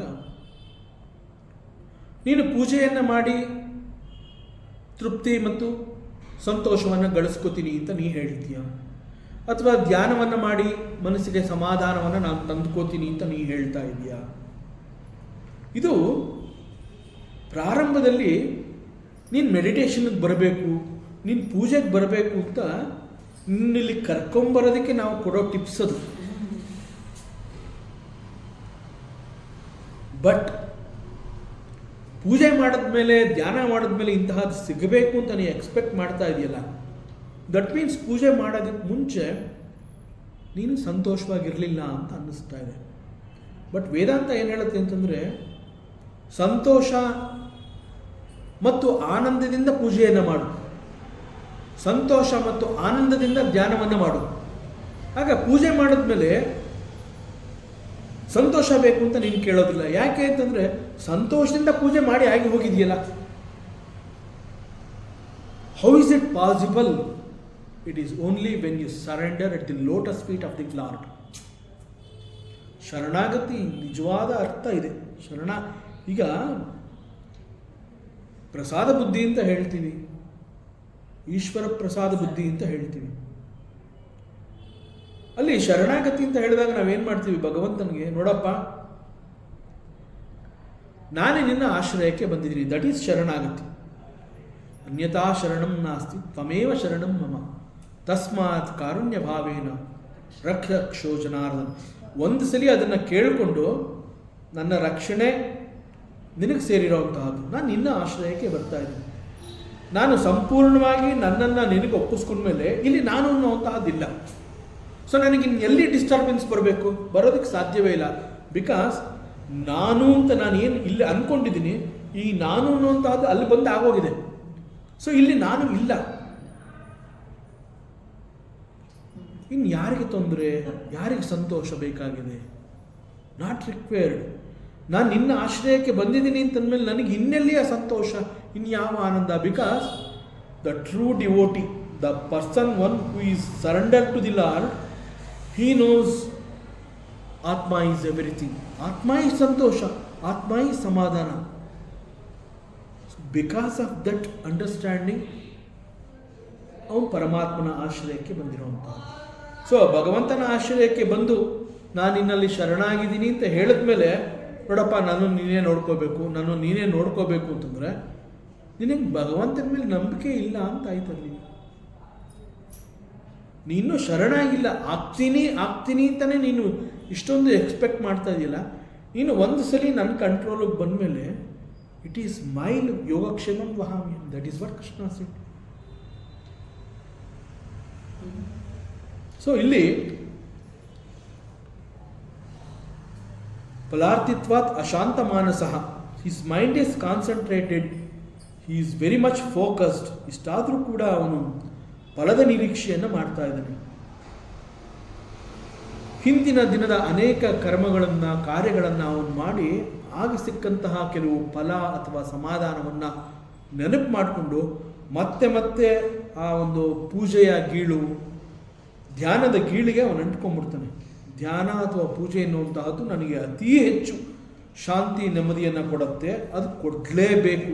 so he will put a condition. ನಾನು ಧ್ಯಾನ ಮಾಡ್ತಾ ಇದ್ದೀನಿ, ಮೆಡಿಟೇಷನ್ ಕೂತ್ಕೋತಾ ಇದ್ದೀನಿ, I should get the satisfaction.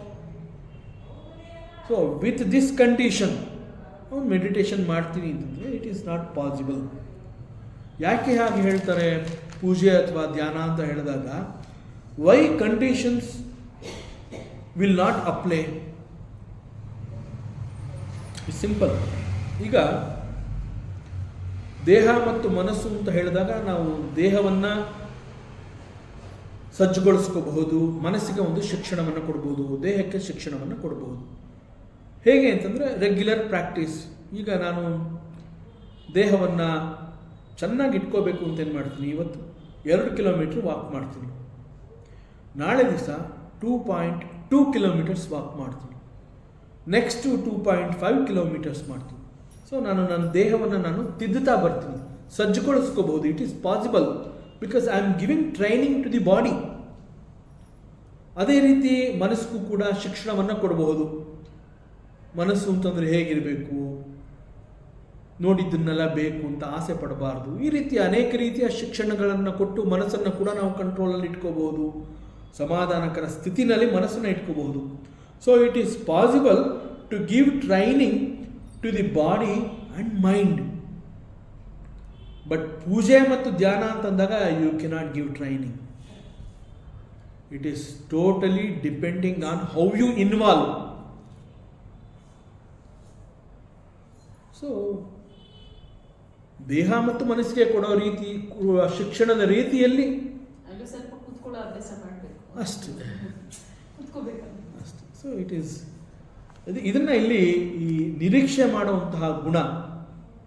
So that is called ಸಮಾಧಾನ ಫಲಾರ್ಥಿತ್ವ. ಅದಕ್ಕೆ ಅವನ ಮನಸ್ಸು ಸಮಾಧಾನವಾಗಿಲ್ಲ.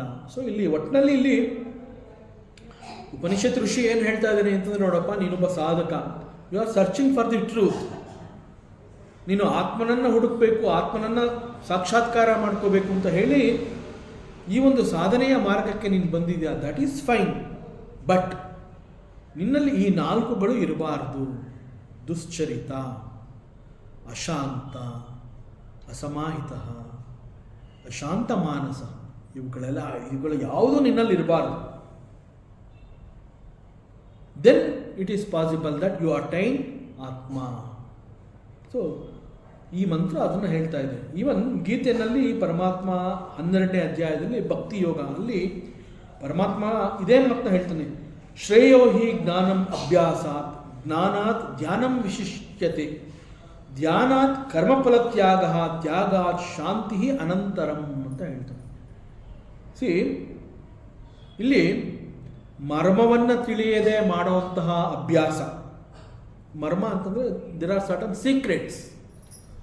So by doing what you will get is called the ಮರ್ಮ. ಅಂತಂದ್ರೆ ಏನು ಮಾಡಿದ್ರೆ ಏನು ಸಿಗತ್ತೆ ಅನ್ನುವಂತಹ ಒಂದು ಮರ್ಮ, ದಟ್ ಈಸ್ ಸಮ್ ರಹಸ್ಯ ಜ್ಞಾನ. ಸೊ ಮರ್ಮವನ್ನು ತಿಳಿಯದೆ ಮಾಡಿದ ಅಭ್ಯಾಸಕ್ಕಿಂತ ಜ್ಞಾನ ದಟ್ ಈಸ್ ಬೆಟರ್. ಬಿಕಾಸ್ ಏನೋ ಗೊತ್ತಿಲ್ಲದೆ, ಮರ್ಮನೇ ಗೊತ್ತಿಲ್ಲದೆ ನೀನು ಮಾಡ್ತೀನಿ ಅನ್ನೋದಕ್ಕಿಂತ know it, that knowing is called the knowledge, that is ಜ್ಞಾನ. ಸೊ ಜ್ಞಾನ ಈಸ್ ಶ್ರೇಷ್ಠ. ಸೊ ಏನೋ ಒಂದು ಮಾಡಬೇಕು, ಮಾಡ್ತೀನಿ ಆ ರೀತಿಯಲ್ಲ, ಯಾವ ರೀತಿ ಮಾಡಬೇಕು ಅನ್ನುವ ಜ್ಞಾನ ಇದೆಯಲ್ಲ, ದಟ್ ಈಸ್ ಶ್ರೇಷ್ಠ. ಸೊ ಅಭ್ಯಾಸಕ್ಕಿಂತ ಜ್ಞಾನಂ ಶ್ರೇಷ್ಠಂ. ಬಟ್ ಜ್ಞಾನಕ್ಕಿಂತ ಮತ್ತಷ್ಟು ಶ್ರೇಷ್ಠ ಅಂತಂದರೆ ಅದು ನನ್ನ ಸ್ವರೂಪ ಧ್ಯಾನ ಅಂತ ಹೇಳ್ತಾನೆ. ಹೇಗೇನು ಇಲ್ಲಿ ಪರಮಾತ್ಮ ನನ್ನ ಸ್ವರೂಪ ಧ್ಯಾನವನ್ನು ಕುರಿತು ಮಾಡುವಂತಹದ್ದು ಜ್ಞಾನಕ್ಕಿಂತ ಹೆಚ್ಚು ಅಂತ ಹೇಳಿದಾಗ, ಇಲ್ಲಿ ನನ್ನ ಸ್ವರೂಪ ಜ್ಞಾನ ಅನ್ನುವಂತಹದ್ದನ್ನು ನಾವು ಹೇಗೆ ಅರ್ಥ ಮಾಡ್ಕೋಬೇಕು ಅಂದರೆ, ಈಗ ನಾನು ಧ್ಯಾನಕ್ಕೆ ಕೂತಿದ್ದೀನಿ ಅಂತಂದಾಗ ನಾನು ಕೃಷ್ಣನನ್ನು ನೆನಪು ಮಾಡ್ಕೋಬೇಕು ಅಂತಲ್ಲ. I should know who am. That is ನನ್ನ ಸ್ವರೂಪ ಜ್ಞಾನ. ಬಿಕಾಸ್ ವೇದಾಂತ ಅಲ್ಟಿಮೇಟಾಗಿ ಎಲ್ಲಿ ಕರ್ಕೊಂಡು ಹೋಗುತ್ತೆ ಅಂತಂದರೆ, you are none other than the ಪರಮಾತ್ಮ, ತತ್ವಮಸಿ. ಸೊ ಅದಕ್ಕೆ ಪರಮಾತ್ಮ ಏನು ಹೇಳ್ತಾನೆ ಅಂತಂದರೆ, ನನ್ನ ಸ್ವರೂಪದ ಧ್ಯಾನ that is better than the ಜ್ಞಾನ. ಸಿ ವೇದಾಂತ ಈ ರೀತಿ ಹೇಳ್ತದೆ, ಉಪನಿಷತ್ ಈ ರೀತಿ ಹೇಳ್ತದೆ, ಅಹಂ ಬ್ರಹ್ಮಾಸ್ಮಿ, ತತ್ವಮಸಿ. These are all the informations are the statements given by the Vedanta. That is jnana. But ಆ ಜ್ಞಾನ ತಿಳಿದ ಮೇಲೆ ಅದನ್ನು ಅನುಷ್ಠಾನಕ್ಕೆ ತರ್ತೀಯಲ್ಲ, ಅನುಷ್ಠಾನಕ್ಕೆ ತಂದು ಅಹಂ ಬ್ರಹ್ಮಾಸ್ಮಿ ಅಂತ ಹೇಳಿರುವಂತಹದ್ದು ಇರಬಹುದು, ಅಥವಾ ತತ್ವಮಸಿ ಅಂತ ಹೇಳಿರುವಂತಹದ್ದು ಇರಬಹುದು, ಅದನ್ನು ಕುರಿತು ನೀನು ಧ್ಯಾನವನ್ನು ಮಾಡ್ತಿಲ್ಲ, ದಟ್ ಈಸ್ ನನ್ನ ಸ್ವರೂಪ ಧ್ಯಾನ. ಸೊ ನನ್ನ is to be understood like that. So that ನನ್ನ ಸ್ವರೂಪದ ಧ್ಯಾನ ಈಸ್ ಬೆಟರ್ ದ್ಯಾನ್ ದಿ ಜ್ಞಾನ. ಅಭ್ಯಾಸಕ್ಕಿಂತ ಜ್ಞಾನ ಶ್ರೇಷ್ಠ, ಜ್ಞಾನಕ್ಕಿಂತ ನನ್ನ ಸ್ವರೂಪ ಧ್ಯಾನ ಈಸ್ ಗ್ರೇಟ್, ಆ್ಯಂಡ್ ಧ್ಯಾನಕ್ಕಿಂತ ಕರ್ಮಫಲ ತ್ಯಾಗವನ್ನು ಮಾಡುವಂತಹದ್ದು ಮತ್ತಷ್ಟು ಶ್ರೇಷ್ಠ. ಅಂತಂದರೆ ಈಗ ಆಚಾರ್ಯರು ಹೇಳಿದ್ರಲ್ಲ, ಧ್ಯಾನ ಮಾಡೋದ್ರಿಂದ ನನಗಿಂತ ಸಿಗಲೇಬೇಕು, ಫಲಾರ್ಥಿತ್ವ. ಸೊ ಅದು ಬಿಟ್ಬಿಡೋದು. ಸೊ ಧ್ಯಾನಕ್ಕಿಂತ ಕರ್ಮಫಲ, ನನಗೇನೋ ಸಿಗ್ತಾ ಇದೆ, ಸಿಗೋವಂತಹದ್ದನ್ನು ನೀನು ಬಿಟ್ಕೊಟ್ಬಿಡ್ಬೇಕು. ಬಿಕಾಸ್ ಸ್ವರೂಪ ಧ್ಯಾನ ನೀನು ಮಾಡ್ತಾ ಇದೆಯಾ ಅಂತಂದಮೇಲೆ you will know who you are none other than Paramatma ಅಂತ ಗೊತ್ತಾದ ಮೇಲೆ ಇನ್ನೂ ನನಗೆ ಫಲ ಬೇಕು ಅಂತ ಯಾಕೆ ಅನ್ಕೋತೀಯ? ಯಾಕೆಂದ್ರೆ ನೀನು ಅನ್ಕೊಳ್ಳೋ ಹಾಗಿಲ್ಲ. ಯು ಆರ್ ಪೂರ್ಣ ಪುರುಷ, ಯು ವಿಲ್ ನೋ ದಟ್. ಪೂರ್ಣ ಪುರುಷ ಅಂತಂದಮೇಲೆ why are you depending on phala? So phalatyaga is much higher than the swarupa ಧ್ಯಾನ. ಸೊ ಈ ರೀತಿ ಫಲತ್ಯಾಗ ಮಾಡಿದಾಗ ಇಮ್ಮಿಡಿಯೇಟ್ ಆಗಿ ದ ನೆಕ್ಸ್ಟ್ ಮೂಮೆಂಟ್ ಶಾಂತಿ. ಸಮಾಧಾನ ಅನ್ನುವಂತಹದ್ದು ಸಿಗತ್ತೆ. ಸೊ ದಿಸ್ ಈಸ್ ಕಾಲ್ಡ್ ಈಶ್ವರ ಪ್ರಸಾದ ಬುದ್ಧಿ, ಫಲತ್ಯಾಗ ಮಾಡುವಂತಹದ್ದು. ನಾವು ಶರಣಾಗತಿ ಅಂತ ಹೇಳಿದಾಗ ಹೇಗೆ ನಾನು ನಿನ್ನ ಆಶ್ರಯಕ್ಕೆ ಬಂದಿದ್ದೀನಿ, ಇನ್ನು ನನಗೇನು ಬೇಡ, ನನಗೆ ಏನಾದರೂ ಬೇಕಾಗಿದೆ ಅಂತಂದರೆ ನಾನು ಲೌಕಿಕದಲ್ಲಿ ಇರ್ತೀನಿ, ನನಗೆ ಬೇಕು ಅಂತ ಅನ್ನಿಸ್ತಾ ಇಲ್ಲ, ಬಿಕಾಸ್ ಆತ್ಮ ಈಸ್ ಎವ್ರಿಥಿಂಗ್ ಅನ್ನೋದು ಗೊತ್ತಾದ ಮೇಲೆ ನಾನು ನಿನ್ನ ಆಶ್ರಯಕ್ಕೆ ಬರ್ತಾ ಇದ್ದೀನಿ. ದಟ್ ಈಸ್ ಈಶ್ವರ ಪ್ರಸಾದ ಬುದ್ಧಿ, ದಟ್ ಈಸ್ ಫಲತ್ಯಾಗ. ಸೊ ನಾನು ನಿನ್ನಲ್ಲಿ ಶರಣಾಗಿದ್ದೀನಿ ಅಂತಂದ ಮೇಲೆ ಮನಸ್ಸಿಗೆ ಶಾಂತಿಯನ್ನು ಕೊಡ್ತೀಯೋ ಇಲ್ವೋ ಅದ್ರ ಬಗ್ಗೆ ನಾನು ಗಮನವನ್ನೇ ಹರಿಸೋದಿಲ್ಲ. ನನ್ನ ಗಮನ ಎಲ್ಲಿದೆ, ನಿನ್ನಲ್ಲಿ ನಾನು ಶರಣಾಗಿದ್ದೀನಿ, ದಟ್ಸ್ ಆಲ್. ಸೊ ಬೇರೆ ಇನ್ಯಾವುದರಲ್ಲೂ ನನಗೆ ಆಸಕ್ತಿ ಇಲ್ಲ. So this is the final and the fantastic understanding of the ಸಾಧಕ. ನಾವು ಹೇಗೆ ನಿದ್ರೆಯನ್ನು ಮಾಡಬೇಕು ಅಂತ ಹೇಳಿದಾಗ ಎಲ್ಲವನ್ನ ಪಕ್ಕಕ್ಕೆ ಇಟ್ಬಿಡ್ತೀವಿ, ಯೋಚನೆ ಮಾಡಿದಾಗ ನಿದ್ದೆ ಬರೋದಿಲ್ಲ. ಸೊ ಯೋಚನೆ ಮಾಡೋವಂಥದ್ದನ್ನು ನಿಲ್ಲಿಸ್ತೀವಿ, ಎಲ್ಲವನ್ನ ನಾವು ನಿಲ್ಲಿಸ್ತೀವಿ. Then only sleep happens. So it is like when we surrender to the lotus feet of the Lord, that is everything. ಭಗವಂತನ ಪಾದ ಚರಣಗಳಲ್ಲಿ ನಾನು ಶರಣಾಗತಿಯನ್ನು ಹೊಂದಿದ್ದೀನಿ ಅಂತಂದ ಮೇಲೆ ದಟ್ ಈಸ್ ಎವ್ರಿಥಿಂಗ್.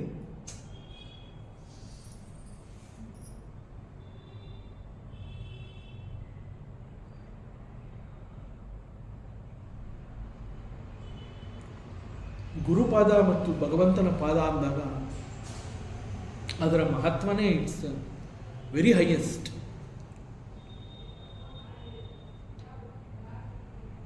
ಆಚಾರ್ಯ ಶಂಕರರು ಅವ್ರ ಶಿಷ್ಯನಿಗೆ ಕರೀತಾರೆ, ಎಲ್ಲೋ ದೂರದಲ್ಲಿ ಇರ್ತಾನೆ, ಅವನಿಗೆ ಬರೀ ಬಟ್ಟೆ ಒಗಿತಾ ಇರ್ತಾನೆ ಅವನು, ಒಬ್ಬ ಶಿಷ್ಯ.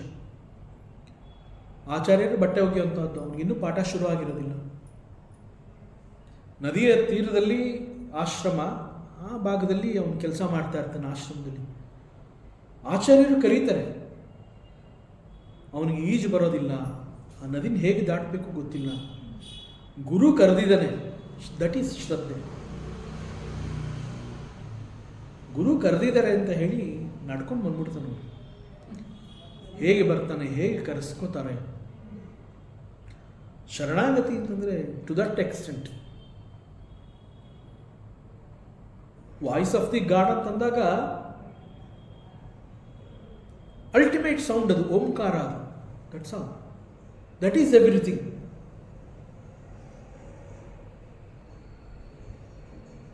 ಸೊ ಹೀಗೆ ಇಲ್ಲಿ ಈ ಮಂತ್ರದಲ್ಲಿ 4 ಮುಖ್ಯವಾದ ತೊಂದರೆಗಳನ್ನು ಕುರಿತು ಇಲ್ಲಿ ಉಪನಿಷತ್ ಋಷಿ ಮಾತಾಡಿರುವಂತಹದ್ದು. ದುಶ್ಚರಿತ,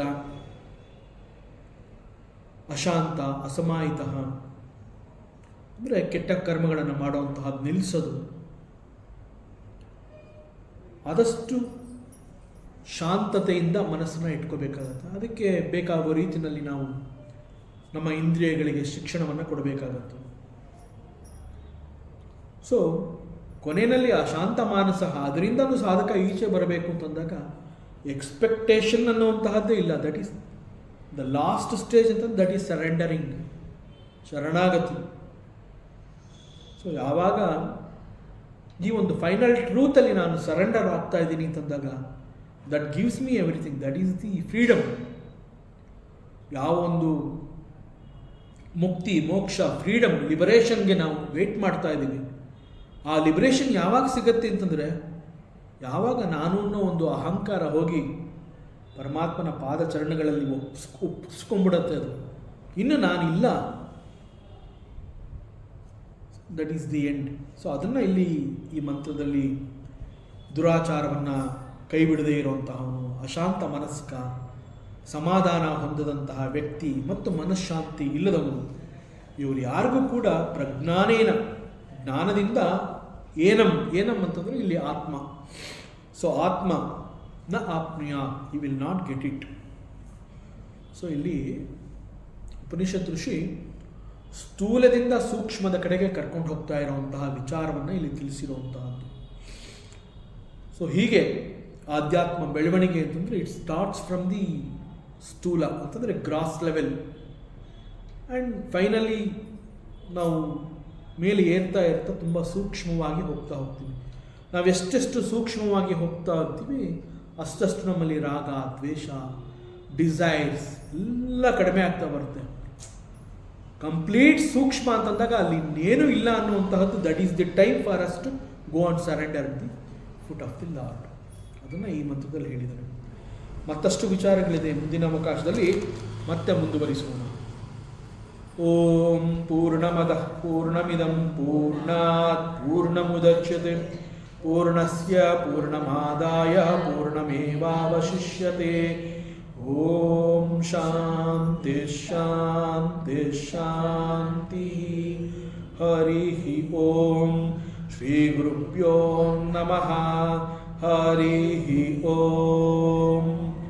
ಈ ದಿನದ ಪ್ರವಚನ ಸೇವೆಯನ್ನು ಸದ್ಗುರು ಶ್ರೀ ಚಿಕ್ಕಲಿಂಗಣ್ಣರವರ ಪಾದಚರಣಗಳಲ್ಲಿ ಅತ್ಯಂತ ಭಕ್ತಿಯಿಂದ ಶ್ರದ್ಧೆಯಿಂದ ಅರ್ಪಿಸೋಣ. ಶ್ರೀ ಕೃಷ್ಣಾರ್ಪಣ.